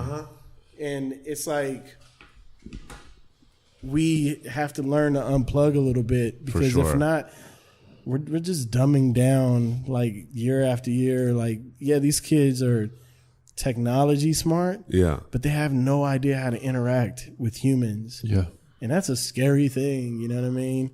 Like, and who knows how things are going to be 10, 15 years from now. But, you know, I want my child to grow up and know how to speak and know how to interact and be able to carry a conversation with an adult or, you know, those kind of things. So, but But yeah, man, it's you just learn, like, you know, you just have to embrace everything you grow through in life. For sure. The good, the bad, the ugly. And you just got to learn how to apply it, you know, take whatever pieces you can and apply it to life. For sure. You know, and figure out, you know, a big part of life is just navigating. Absolutely. You know, and that nobody's immune from that. The richest guy, the poorest person, like nobody's immune to like anything that goes on. Facts. You know, and if you don't have like, you know, that light that can kind of every once in a while, even if it just, you know, clicks on twice, you're like, okay, there it is again. Yeah. Yeah. You know what I mean? Yeah. Like, all right, it's been dark for a while, but then I just saw like a little, you know, For what he sure. said, and that's it. Like, you have to find that spark or something in you, like you said, it's like, damn, I was going through it, but okay, I'm good. Okay, Yeah. I'm back. Sometimes, and that it's so funny. That like just needs to be a small spark. Yeah. That's it. Like you're like, oh, there actually is some here. Yeah. That's crazy. Yeah. And speaking of navigating, like, how'd you start navigating Los Angeles when you touched down? Yo, I mean, it was the cool thing was that, you know, the fam was out here for like a year, so they had some Inroads connections. in place. Yeah, but then we came. They were living in Pasadena, and there was a streetwear shoe boutique called Gray One in Pasadena. And, you know, I've always loved sneakers and all that stuff. So, you know, we went in there, and we were getting ready to go on like our first tour. And the owner at the time, Jerry Ming, who's Wow, Big You know, Jerry. one of Wow. the biggest blessings, one of my mentors. You know, he's like, just open up his arms to us. And he's like, well, when you guys aren't on the road, work here part-time. Wow. And he printed up like our first tour T-shirts for us. And this is just off of like, That's crazy. you know, love, like getting introduced, you know, through. That's totally the type of guy he is, Yeah, too. Like, wait. completely. So, you know, he introduced me to so many people. Like, I mean, that's when I, you know, first met Nick Diamond, and I first met the guys from Crook. This is like the inception of like streetwear. Wow. That's This crazy. is 2003, 2004. You know, this was like the beginning of it. Yeah. So, you know, And you literally came into the Nexus. yeah, and then we, you know, back then record pools were the huge thing, and we serviced our record to Cali Kings. And at the time, Cali Kings had all the DJs. They had A-Track, they had Graham Funky, they had fucking Homicide, they had you know, the Baker Brothers. Wild. You know, rest in peace to Frank V. But they had everybody. And this is when they were spinning vinyl, and we connected with this DJ at the time, DJ Download, who was also based in Pasadena. But he was spinning like the dopest clubs in Pasadena. So he's like, come out, I want to treat you guys out. And we're like, what? It was like our first time being in a club in LA, and I was just like, whoa, this is crazy. But he's like spinning our records, and he really took us under the wing. And through that, I met DJ Rectangle. And Rectangle was the first person to take me out the country. Wow. I was like his personal MC, you know, and we met him through, you know, just networking. Yeah. When you were forced to talk to people and you've built those relationships. So, you know, he was the first person to take me out the country, and, you know, we were touring doing our music, and then, you know, I was touring with him, and then we're working at Gray One and meeting all these streetwear people. And then Jerry, you know, was like, he had the only Asian promotion company, him and Doug Wu, the only Asian promotion company in Hollywood back then. And he's like, yo, if you want to make some extra money, work my doors for me at the clubs. And this was like when Garden of Eden and like, Wow. you know, all these, yo, like, LA during that time, yeah, dude. that's when LA clubbing was like, like real. This stuff now, nah. I feel you. Damn. But, that was an era. I was a little like junior high, like early high school student, like hearing of the big homies in Orange County coming up to these spots. Yeah. So I was, you know, working his doors from just anything to make some extra money to make sure we weren't working at like, For sure. you know, to be able to focus on music. Yeah. And Y'all were still in the cut and the culture though. still, Like still, and he was the just club, exposing streetwear joints, like just all of it. And you're not paying attention to that because it was just what work. it was. Yeah. It was work. It was, we were doing what we loved. We were hanging around people. We were in the clubs. Our music's getting played. And, he really took me under his wing. And then I started meeting like, a bunch of different people. And then I started booking like parties and stuff. And was really just kind of killing it through the music and just meeting people and networking. And then he's like, yo, we want to make you a partner of the promotions company.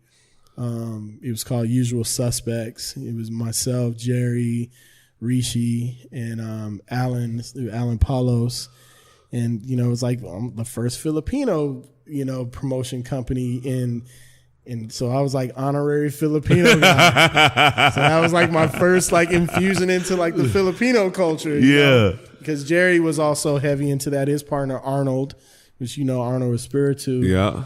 They were all Filipino cats, and so I was running with them and doing the promotion stuff and still doing music. And, we had got a record deal through Avatar Records, which was distributed to Universal.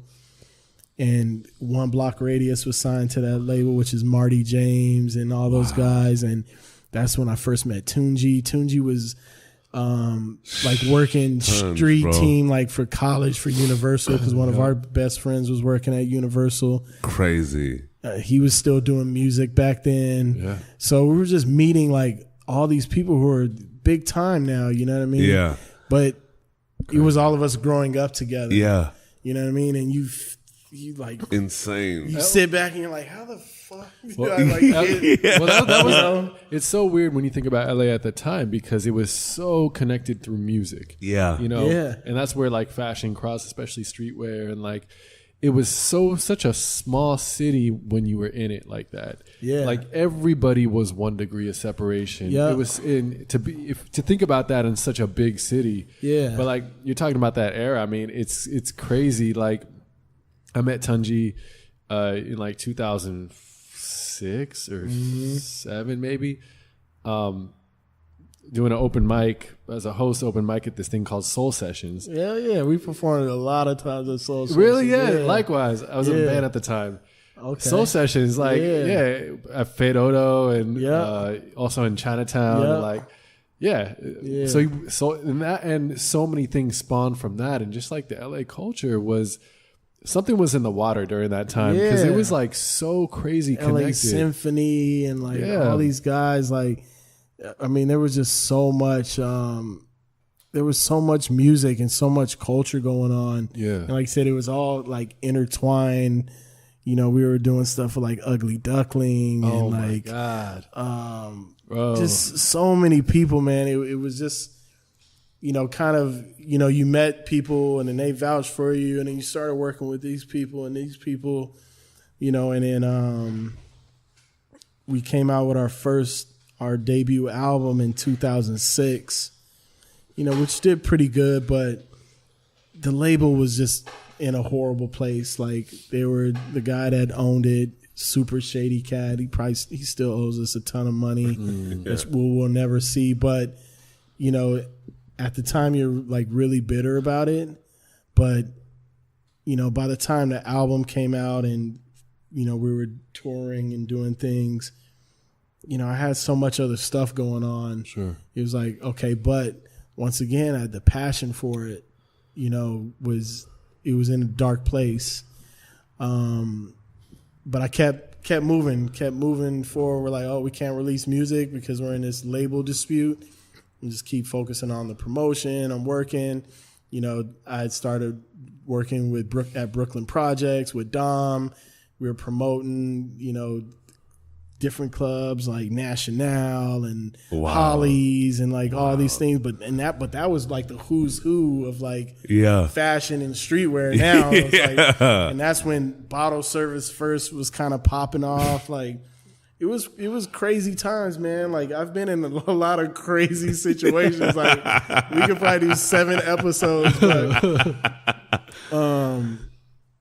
so just navigating through it, we definitely had a lot of help, and the same thing. Like there was ups and downs and chaotic times, and you know, you're trying to figure yourself out through this and that. But you know, I always had like good people, you know, around me that were teaching me the ropes and like, you know, allowing me time to figure things out. And you know, in between those times, there was couches I was crashing on, and you know, same thing with me and my partner that we're in a group with.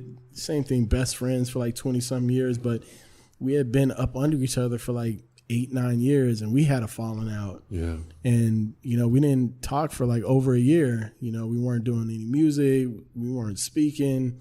I was doing my thing. He was doing his thing. But, you know, once again, like sometimes you need that space to grow and to figure things out and to kind of, you know, figure out your own way. For sure. And, you know, we ended up recording a new album. We finished a new album that we never released. So we have like a 15-song album that's been done for a few years, but we never released it. And we talk about releasing it just, you know, for the hell of it. But after we recorded that album, my passion for recording music just wasn't there anymore. Yeah. You know what I mean? I've been doing it for my whole life pretty much. Yeah. And, you know, creatively, it was a tough pill to swallow. You know, we weren't around like, you know, during the SoundCloud era and like all those things. Like maybe the end of it once we finished that album, but it was just different. It was just different times, and the passion wasn't there. And I love music so much that there was no way I could half-ass it. I feel you. And I didn't have the passion enough to do a solo thing. I thought about it like, you know what, maybe I'll just do a solo situation. But I was so far removed from it and doing other things that I just couldn't do it. And from there I started, you know, learning more of the ropes on marketing and, you know, doing independent like promotions and, you know, things like that. And I was like, this is cool. Like, you know, I'm still involved in music, you know, from a different side of things, and I'm still working in fashion, which is weird because, you know, besides music, like my plan 1,000% was just music when I came out here. I had enough tunnel vision. Yeah. We're gonna come out here, we're gonna make albums, we're gonna tour, because my cousin and them's group had some pretty good success. They had toured the world multiple times. They were on Sony Rockets. They had songs with Talib Kweli. They were doing all these things, and we had a fraction of that. So that was even tough. Like, damn. Shout out to these moments. Like the sirens come only, like, you know what's wild? The sirens come at these moments. Always. Like the pivotal joint. Always. It's crazy. Every time. Every single time. They understand it. They know. Run it. Yeah. Oh, he talking about that now? All right, perfect. Perfect. Send him out.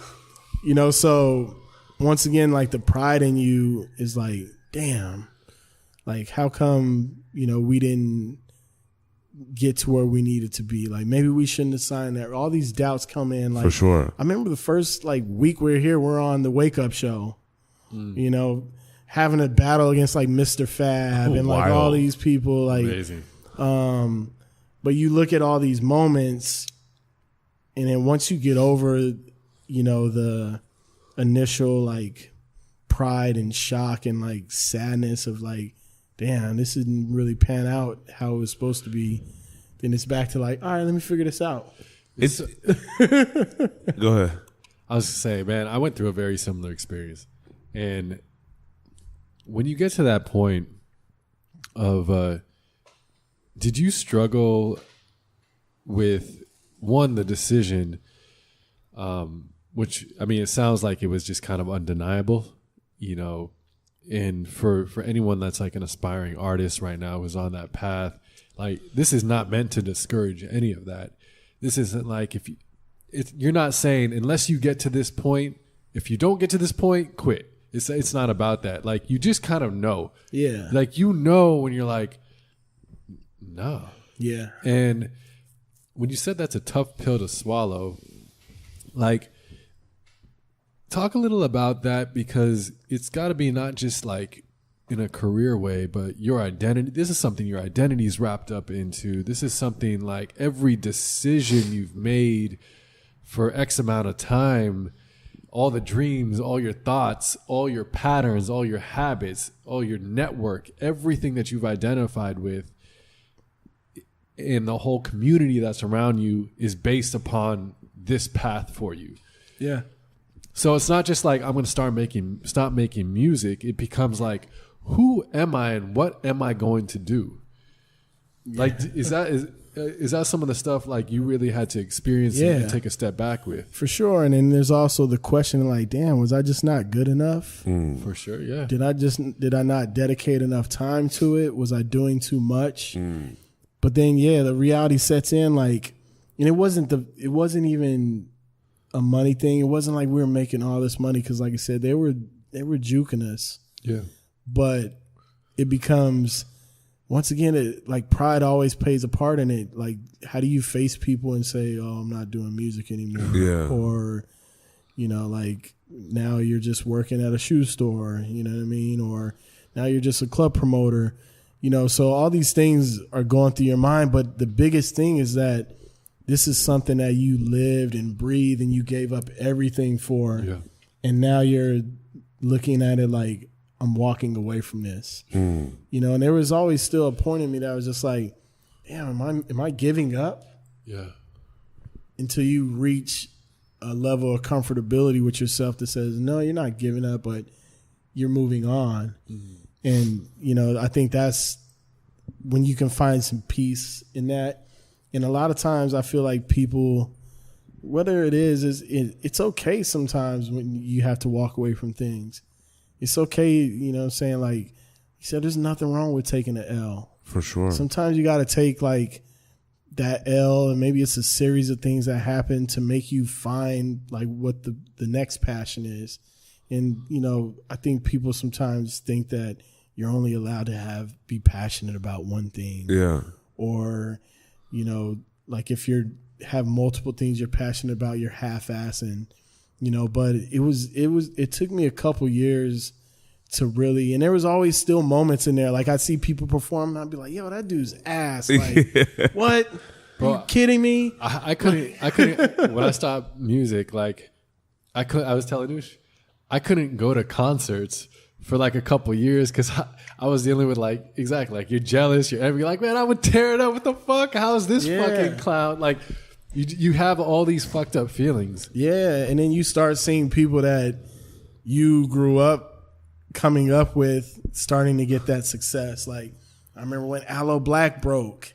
And we used to run around. But he been in the game forever. And these are guys we were performing at Zen Sushi with, and like all these like things. Yeah. And we recorded our first song at the Black Eyed Peas, at Will.i.am studio when he had it in Glendale. Wow. We were working with Poet Named Life, and like so we were around all these successful people that were like on the cusp of like blowing up, like even the Black Eyed Peas and like some of those have been around. So then that kicks in like, did I give up too soon? Yeah. Did we walk away too soon?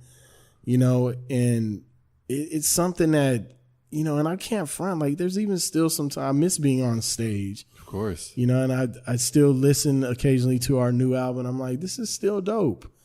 But at the same time, I know where my muse is, and I know where I can be the most help to other people is on this side of things. You know what I mean? And it's crazy though, like on the same token, you were actually extremely fortunate to have linked up with and have grown with titans in the game. 1,000%. Because like all of those like musicians that may have or may not have become successful in their craft, a lot of the cats that you came up with on the streetwear and fashion side of thing had blossomed into titans in their craft, which allowed your ability to grow within that network and move and also understand the side of the business that a lot of people don't get that opportunity. Like there's so many artists or athletes or whatever it may be that are so narrow-minded in their pursuit that when when they get out, whether it's forcibly or something that can happen, they're like, what do I do? Yeah. I know nothing but the craft. I know nothing but the sport. Yep. Yeah. But one of the most beautiful things about this road along the way is that you had to support your life while pursuing the craft. Yeah. So within that sphere of things, fortune had it for you that you started meeting cats within this like fashion and marketing and just like culture space of like clubs, clothing, and just apparel and just culture in general and music, that like all of these things actually continue to blossom into what the culture is today. And it's what makes me successful now. Yeah. Is all that stuff. Yep. And, you know, I just look at it as like God has opened so many doors. And then I think like, what if I'd have moved to New York instead of LA? Or what if my cousins and them, their group, they never came out here and didn't live in Pasadena, and I never met Jerry? You know what I mean? Like, you look at all these things, and I don't believe in luck. I believe that's God's design. But at the same time, he'll open doors, but it's still your job to walk through it and navigate it. You know what I mean? Because my cousin and them have been living in Pasadena for a year. They didn't have that relationship with Jerry like that. Yeah. You know what I mean? But so, you know, the opportunities, sometimes I feel like there's opportunities for everybody, but it's how you navigate it. Because I know people who've born and raised in LA, and we all know all the same people, and they may even know even more people and have a closer connection, but for some reason they're in a situation where they can't figure things out. Yeah. You know, and sometimes you have to step back and reevaluate. For sure. You know, like your strategy. For sure. And how you're going about things. And, you know, I also think like you have to figure out too, like, you have to stop almost like projecting what you feel is success. Mm-hmm. Like in thinking about like, all right, I'm going to be a musician, so this is the path and I got to get there. Like one of the things I like Anush and I talked about is like maybe the many, many years of me pursuing being a musician in a band and all this stuff was literally only to meet Anush as my band was breaking up. So 8 fucking years later, we can do this podcast. And maybe that's like why that happened. Yeah. But at that, like, if you get yourself out of the state of mind of thinking that you actually have power over what happens in your life and thinking like, oh, this is happening because of this. Everything right now might be happening for what's going to happen 10 years now. Yeah, sure. 10 years from now. Whatever that is, you have no clue. And if you like live with that kind of thought, it's actually very freeing. Yeah. And you can start accepting all those things in your path rather than regretting them. Yeah. For sure. I mean, you summarized it like beautifully, and that's where I've just been able to operate, you know, throughout pockets in my life, but lately really strongly is just like where you land is where you're supposed to land. Yeah, man. You know, and it may be 5 years out, you know, and I even think about my journey the past, like, you know, 4 to 6 years. You know, it's been a series of like, you know, just events that have led up to something. But one thing I can say is that the majority of things and opportunities has been because somebody will vouch for me. For sure. Somebody will say like, yo, that's a solid cat. Like he does good work. Yeah. You know, and I always tell people like good news travels fast, bad news travels way faster. For sure. And I learned that at a young age. Like, you know, people say, yo, don't burn bridges, but it's not necessarily that. But sometimes you just have to learn to just keep moving, you know, because you never know, like, that person that you shit on can be the same person 5 years from now that could open a door for you. Yeah, 100%. And you're at their mercy. Is this person a forgiving person? Or as soon as they see your face, they're going to be like, no. Yeah. You know?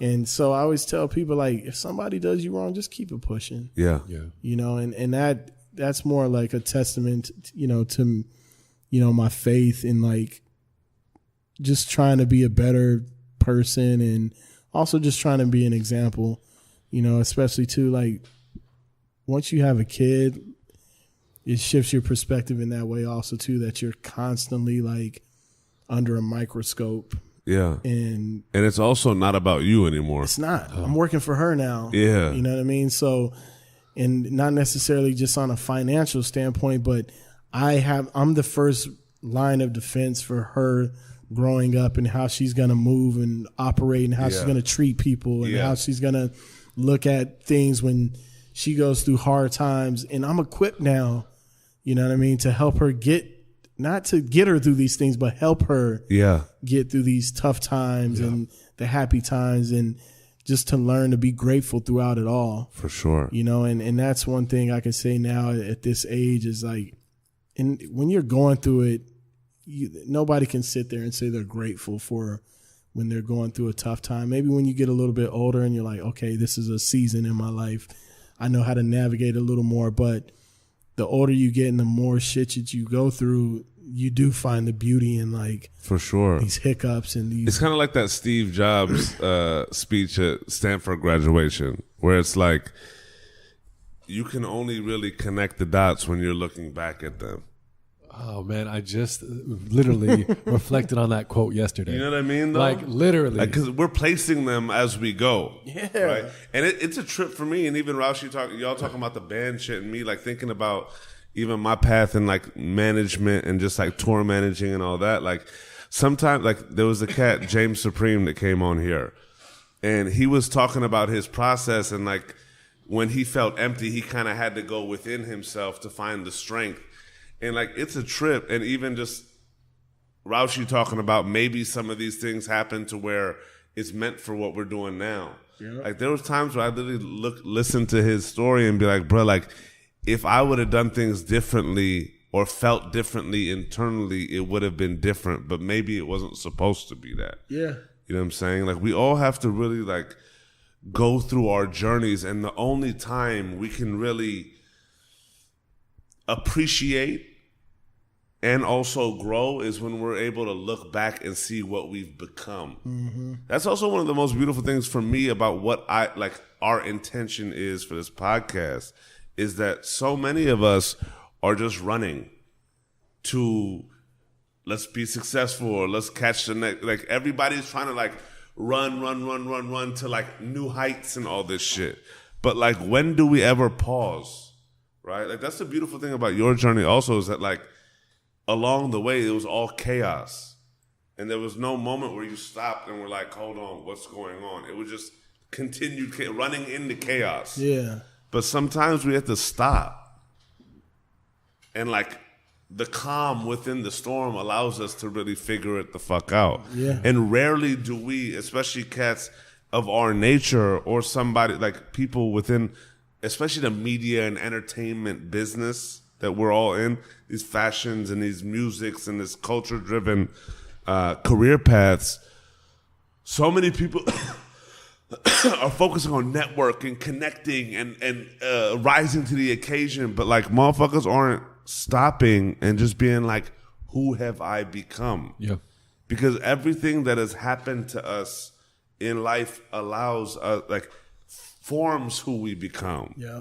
Right? You'd be a completely different person if your childhood was different. Mm-hmm. You know what I'm saying? You'd be a completely different person if you stayed in Colorado instead of came out to LA. Mm-hmm. You know what I mean? All of these things accumulate into who we become, but we don't really get to appreciate that unless we pause for a second. Yeah.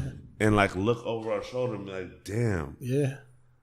Yep. You know what I mean? And we can't time that. Like even like and we can't dictate that. Like there was something in you at that moment that you're like, fuck it, I'm going to LA. Yeah.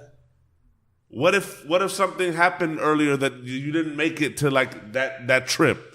You know what I'm saying? What if something went down that motherfuckers couldn't make it? What if you weren't at that spot where you met Jerry Mang that day? Well, maybe the next day he wasn't as like, yo, what's up? Ooh. Yeah. It's a trip. Well, everything and that's crazy. Everything in your life had to happen. Yeah. Like the good, the bad, the worst, everything had to happen exactly the way it did to get it. And that's when you exactly and perfectly. In this imperfection of this universe, they had to happen perfectly for us to be here. And when you say you have to stop and like realize that, you do have to pause. Like as we're going in that, you have to pause and be grateful for all that too. Yeah. Yeah. There's you got to find beauty in the chaos. Yeah.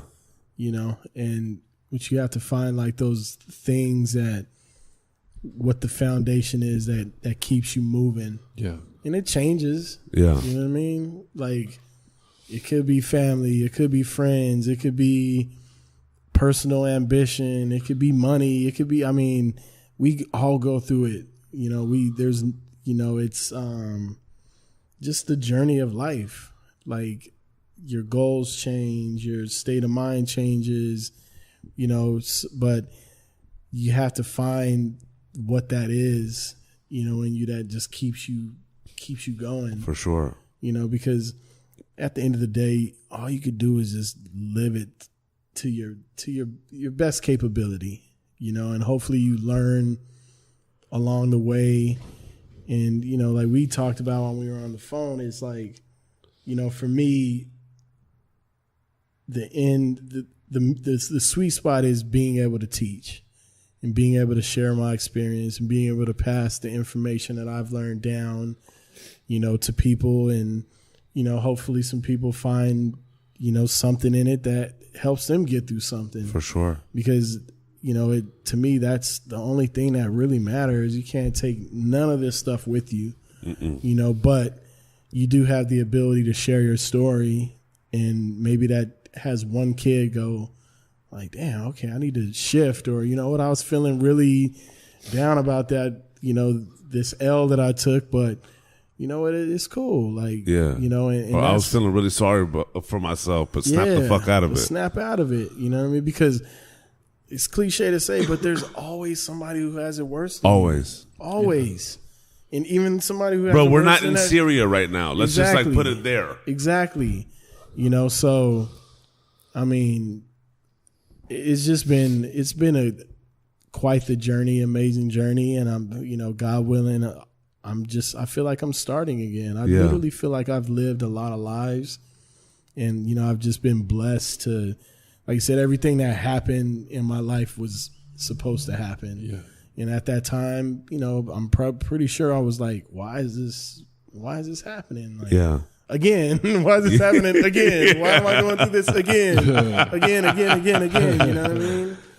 And, you know, but you keep pushing through and you keep figuring out, and you'll learn, you know, to be resilient, and, you know, don't be afraid to like tap in to people and use your resources and be vulnerable, and just really like don't lose self through it all. For sure. You know what I mean? Because once you lose that, that's when the hope really goes. For sure. You know what I mean? Because as much as people say money motivates and all that stuff, there comes a point in time where it's like the money's not enough. Yeah.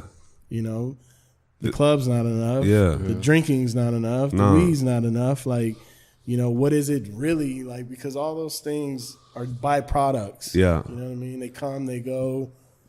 But at the end of the day, like, what is it that really motivates? For sure. You know, because like, you look at Jeff Bezos, he's worth $1 trillion. Yeah. But do you think like his motivation is just money? No. You know what I mean? I'm sure he has tons of other plans and things that make him wake up in the morning.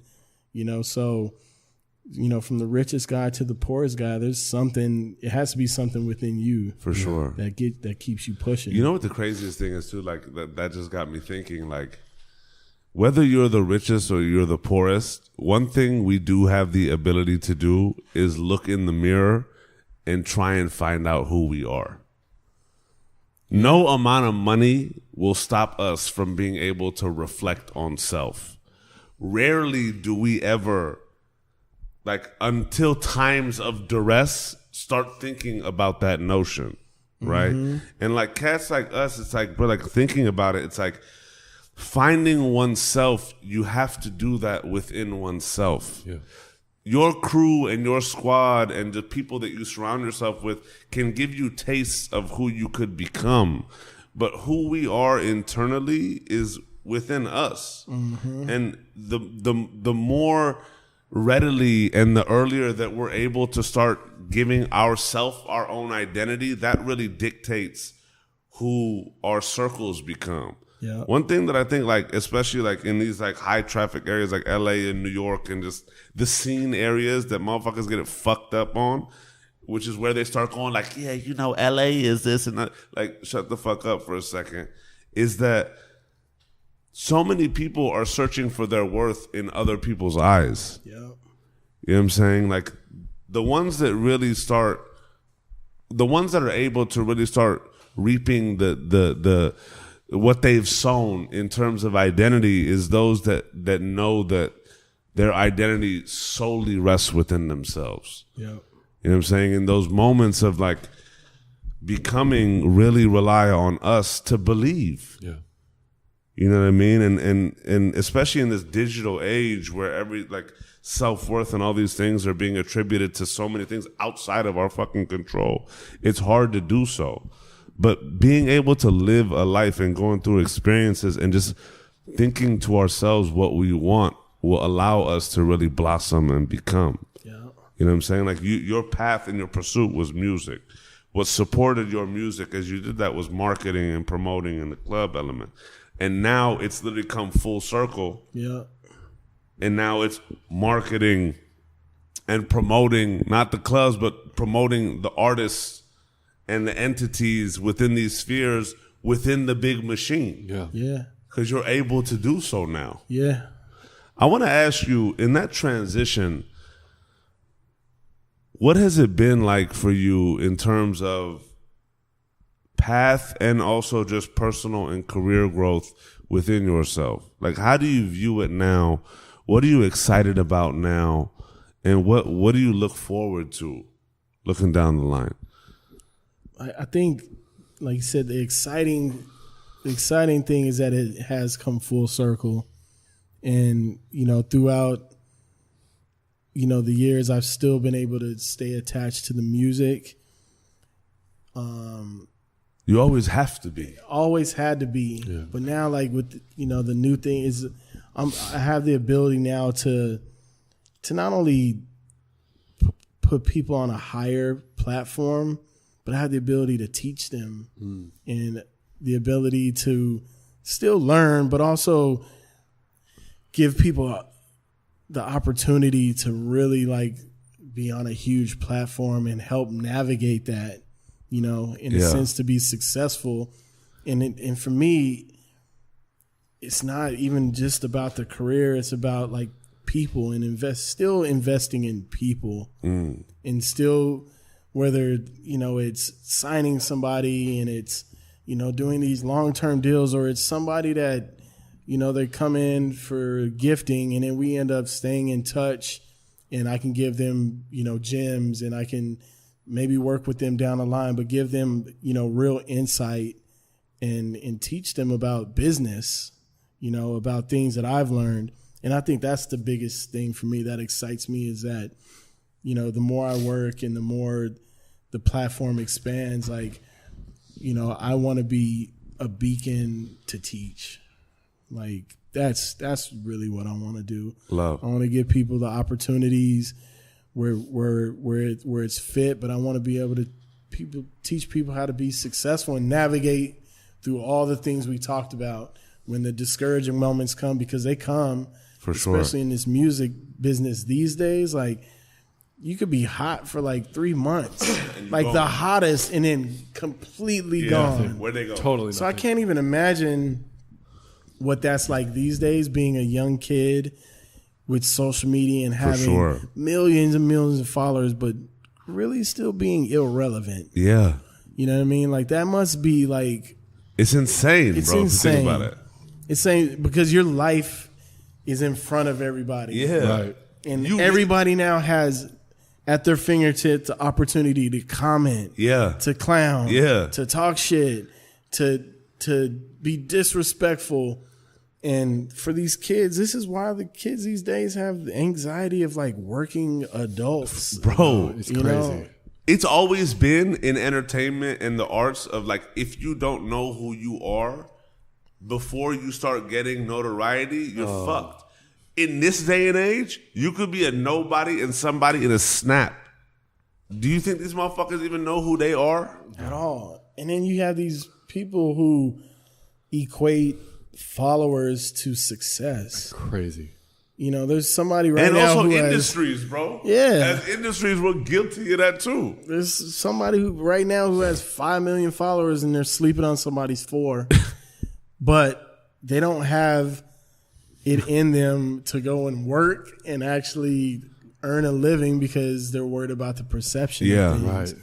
You know what I mean? So I think for me, man, like I said, it's really just like, you know, like teaching. You know, I did the ASCAP panel a while ago, and it's not about these kids. These people know if you're in music, you understand the music business. You understand like what it means to sign a contract and owing money back and all those things. But the difference that's going to separate you from everybody else is how hard are you willing to work outside of the glitz and the glam to sustain a career. And that's why I hear these, you know, a lot of these young kids, they try to shit on like, oh, these old heads and blah, blah, blah. If you look at the hottest rappers still today, the ones that have sustained, they're all older. Yeah. So you should be. And there's also very few of them. Very so what happened few. to your favorites as kids? Very, They're not very here few. anymore. So instead of like wanting to please like fans and like, you know, doing things for likes and comments, you should be studying the game, the blueprint of why Jay-Z's in his 50s and he's still high. For why real. is Nas still there? Why is J. Cole in his 30s? Why is Drake's 31 now? You know what I mean? Like, these are still Kendrick's, you know, they're not by no means saying they're older guys, but they have longevity. They have been through it. Like Kendrick's been around for a long time. Yes. Yeah, Cole's been around for a long time. So you should be studying the resilience of that. Yeah. You should be studying like how they make their moves and understanding that not everything has to be on social media. Not everything needs to be a shock and awe factor. For sure. Learn your craft. Yeah. You know what I mean? And that's the reason why there are artists that haven't put out a successful album in so many years can still tour. Yeah. Because they learn at an early age how to perform. Yep. And they learn how to put on a show. For sure. To where 20 years later, Lauryn Hill. Yeah. Amazing. She has not put out another album, but she's still touring today off that same music. For sure. And that's because you can't deny the talent. You cannot deny like the longevity of classic music. Yeah. You know what I mean? And everybody's so caught up in like the quick. Yeah. Timeless will never die. No. It will never die. For real. You know, and it's scary today. Like, you know, I think there's a lot of great music out and there's a lot of great young artists out.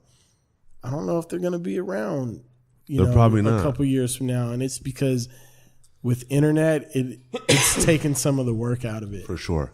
You know, these kids are playing huge festivals and they don't really know how to perform. They're performing over reference tracks. They're just screaming and yelling. And, you know, everybody thinks they're a rock star now.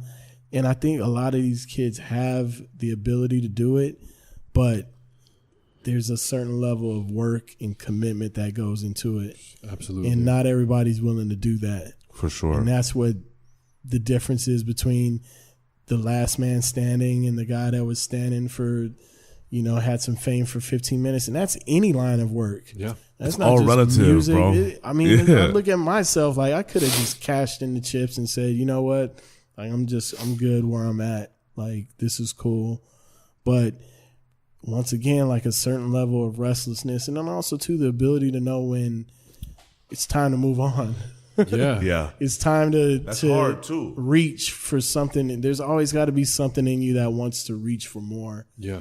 And whatever that motivation is, but you know, you can't get caught up in like, you know, what's now and being the hottest guy now. Like, be the guy that sustained his career for 20 years.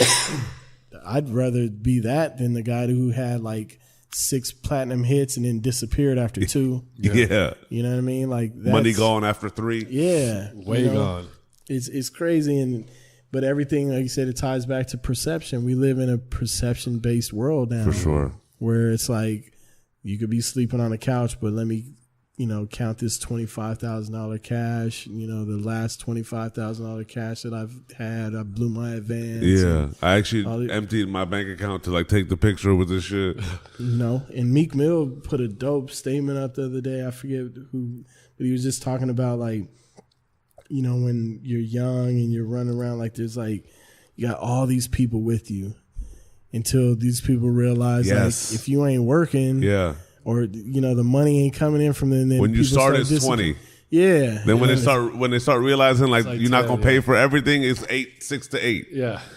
And then it's 2. And then it's 2. Yeah. That's how the game works. Yeah, and you look at LeBron's crew.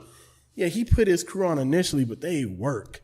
They're a machine. You're empowered. You don't need a million people around you, but people need that around because we live in such a generation where everybody needs cosign and they need the people around them to feel secure. For sure. And that's just because you're not secure with yourself. Yeah. You know what I mean? So, it's the work ethic. It just comes down to that, man. It just comes down to being resilient and working hard and,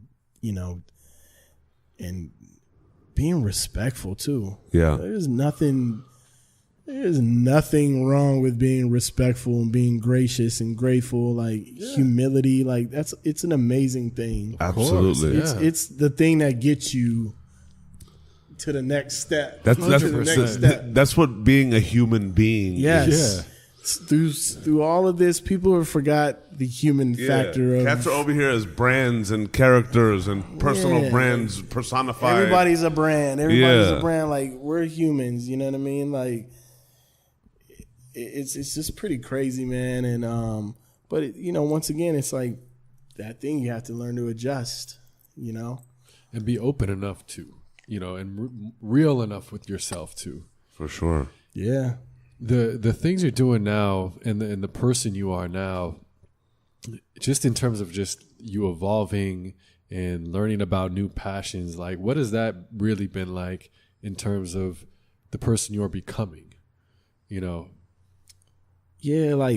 it's crazy. It's even when I started the new gig, it was scary. You know what I mean? Because I've always worked smaller independent companies or by myself or freelancing, and then you're going into a place that has so much legacy. You think about, nowadays you think 5 years is a long time. My company's been in business for 10 years now.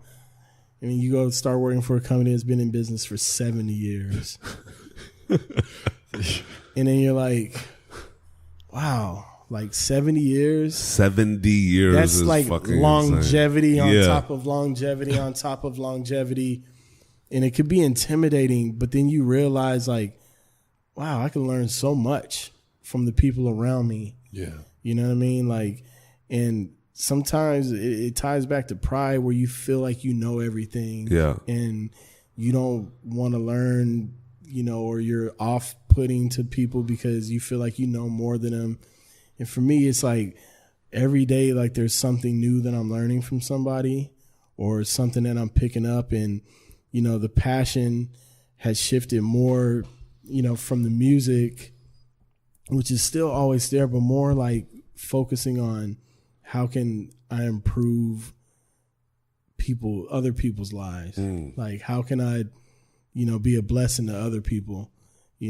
How can, I, take somebody's burden or, uncertainty about that and be an inspiration, so that's become my biggest passion now, man, with everything is just how can I be a blessing to somebody? Incredible. And people think being a blessing to somebody always ties back to, can you give me money or can you, sometimes it's just lending a hand or giving 5 minutes to talk to somebody. Yeah. Or saying hello. Or saying hello or giving somebody a smile. And, you know, and it's a daily reminder, you know what I mean? Because we all go through it. Like, we have those days that it's just like, it's tough. You know, you may be going through things personally, like, for sure, you may be in a mood, but it's like, okay, shake it off and do what you can. But, you know, my real passion, man, is eventually I would love to open some sort of like at-risk youth home, you know, because I was that kid. Yeah. You know, that was like one decision away from, you know, being in a real bad place. Yeah. And, you know, we grew up around that stuff, and I see it now. There's so many lost people, you know, that are trying to figure out life and feel like they don't have anybody or anywhere to turn. And I think with social media, it's even worse now because you're all day swiping and looking and chasing other people's lifestyle. And sometimes you need somebody who's been there to sit down and just be like real with you. Yeah. And or letting them see you like that you fell before, and hearing that it's okay. Yeah. You know what I mean? But that's it, man. And being a good father, like, that's my number one priority. Love. Like, I think for me, if I never accomplished anything else, as long as my daughter is like, he was a great father, he taught me a lot, he was there for me, like, that's good for me.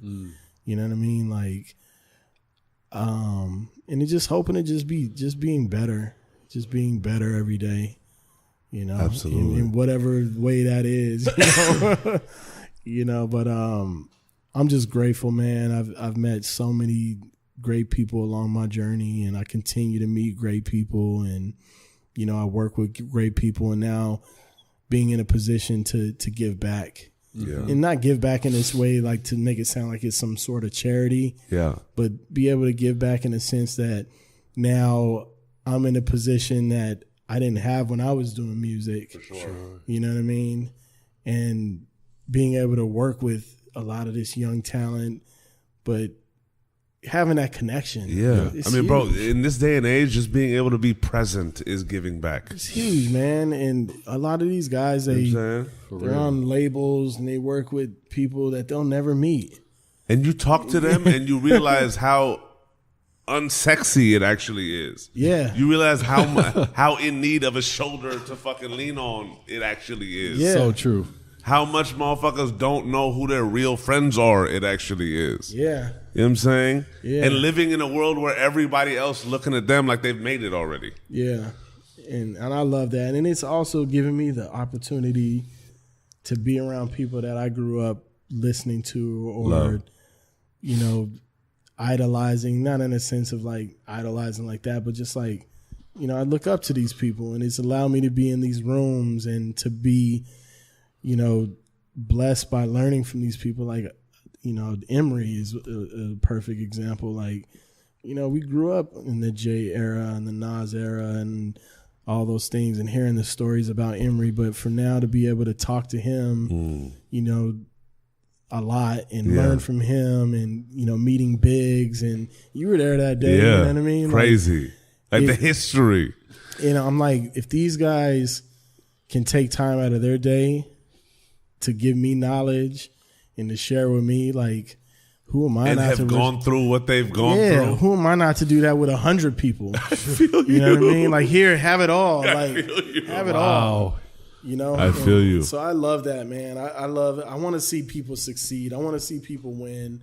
You know, but at the same time, I want people to be real with themselves, and I want people to know that it's okay. Yeah. You know, you can make it through it, and you're gonna go through fucking tumultuous times, but it's cool. Yeah. You know what I mean? And I want to be able to offer that. So I'm just grateful for the platform, and I'm grateful for the journey, and, you know, I'm still like learning, and I'm still, you know, going through, you know, life just like anybody else. You know Absolutely. what I mean? Like, life doesn't stop. No. Like, it don't care. It's like, okay, you're successful. Okay, that don't mean nothing over There's here. still Like, tomorrow. You're going through Yeah. hardships? Okay, cool. Like, you better press through it. yeah, we're going. but you know, those everything you go through, you know, it could either be a blessing or a curse. For sure. You know, and I'm just in blessing mode. Like I love it. Like, oh yeah, we're okay, cool. I love it. And so it's all good, man. But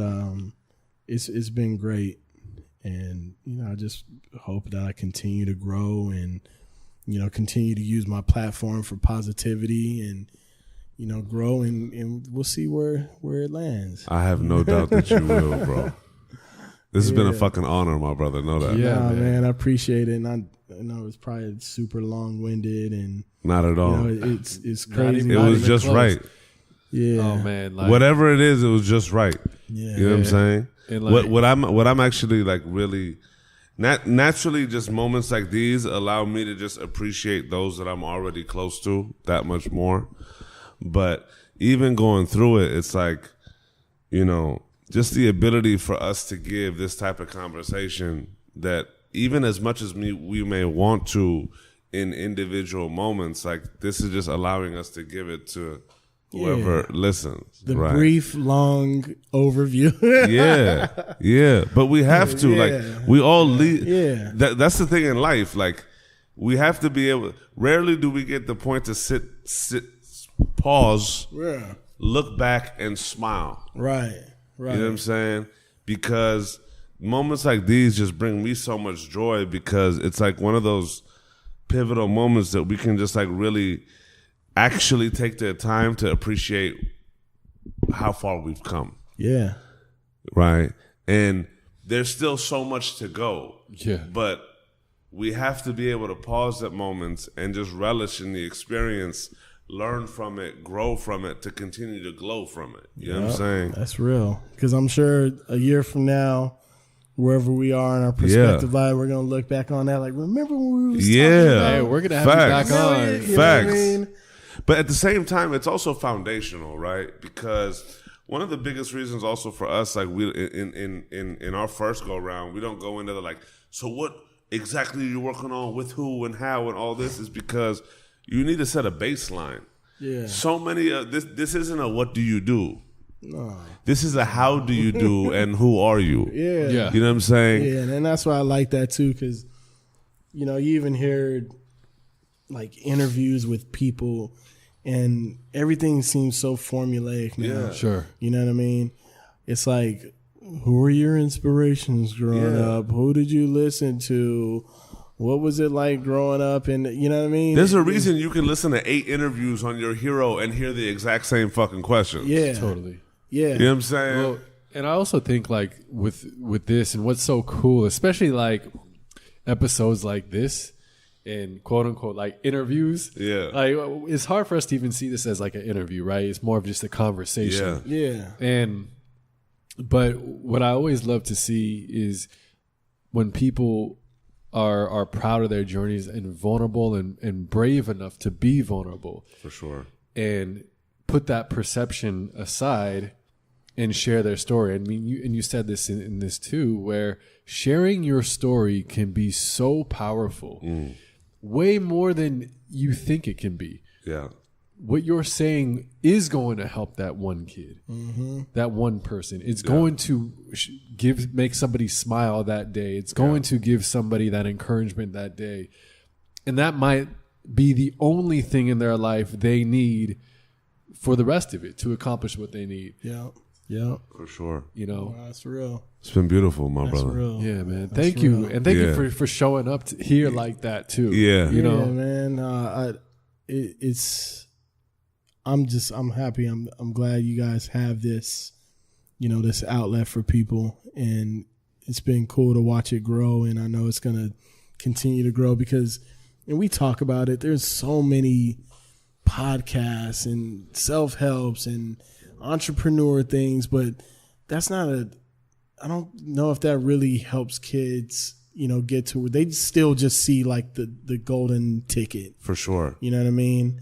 How am I going to right my own wrongs? Right. Or how am I going to And for duplicate everybody, this? it's not F the system, go start your own business. Yeah. That's not, everybody doesn't have it in them to be an entrepreneur. No. And also too, like, just because you start a t-shirt brand doesn't mean like you're an entrepreneur. Right. Yeah. Like everything is so easy accessible now, but that's not, I feel like sometimes it teaches kids the wrong message. For like sure. if 100 people were walking around saying F school, maybe that changes the mind of the kid that actually likes school and wants to go to school, but all of his friends are like, oh, F school, that he doesn't go to school. Yeah. You know what I mean? It's not everybody's path, you know, and there's nothing wrong with going out and working for a big corporation or a small corporation or changing tires.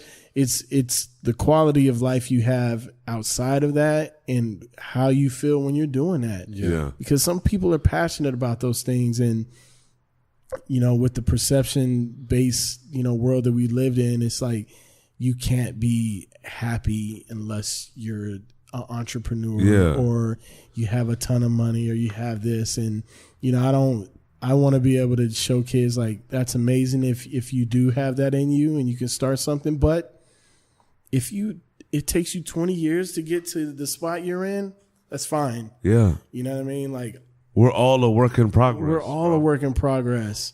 You know, there's times I feel like, dang, only if I'd have started maybe this path like 10 years ago or 8 years ago.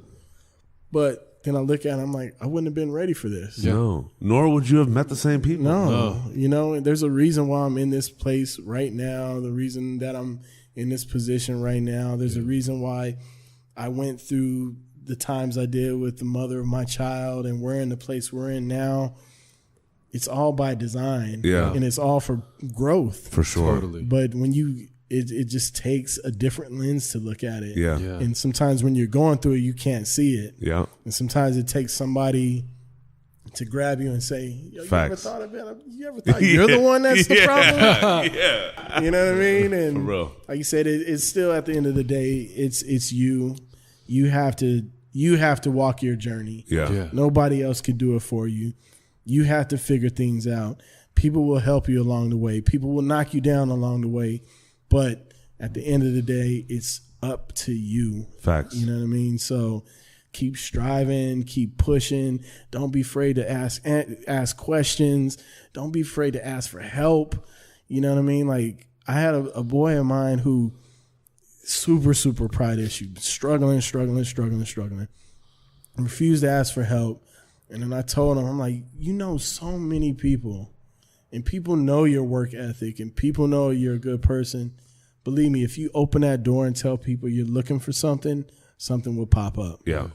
Swallowed that pride, did it within a couple months in an executive position. Incredible. You know what I mean? And people, when you're a good person and you work hard, people don't look at it as a handout. For sure. They look at it as an asset. Absolutely. You know what I mean? So anytime, I'm the same way. Like, every job I go to, I try to, my people, I'm like, if there's anybody qualified that's in my realm, I'm coming for them first. Word. Because you want to be able to vouch for people. For sure. And you want to be able to help people that deserve it. For sure. And that's nothing to do with a handout. It's like we all need somebody at some point. Absolutely. You know what I mean? And that may be in the form of a job. It may be in the form of a hug.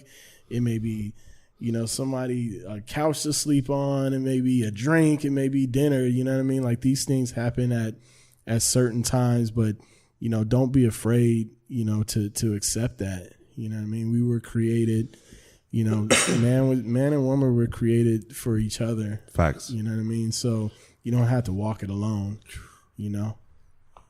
Big facts. This is incredible. I can't wait to see your continued personal and professional growth. And it's an absolute honor to know you. Yeah, right? As a human being and as a friend and as a beacon of this culture. And your daughter's a very lucky girl. Oh, man. And I'm going to end it with that. Hey. That's that.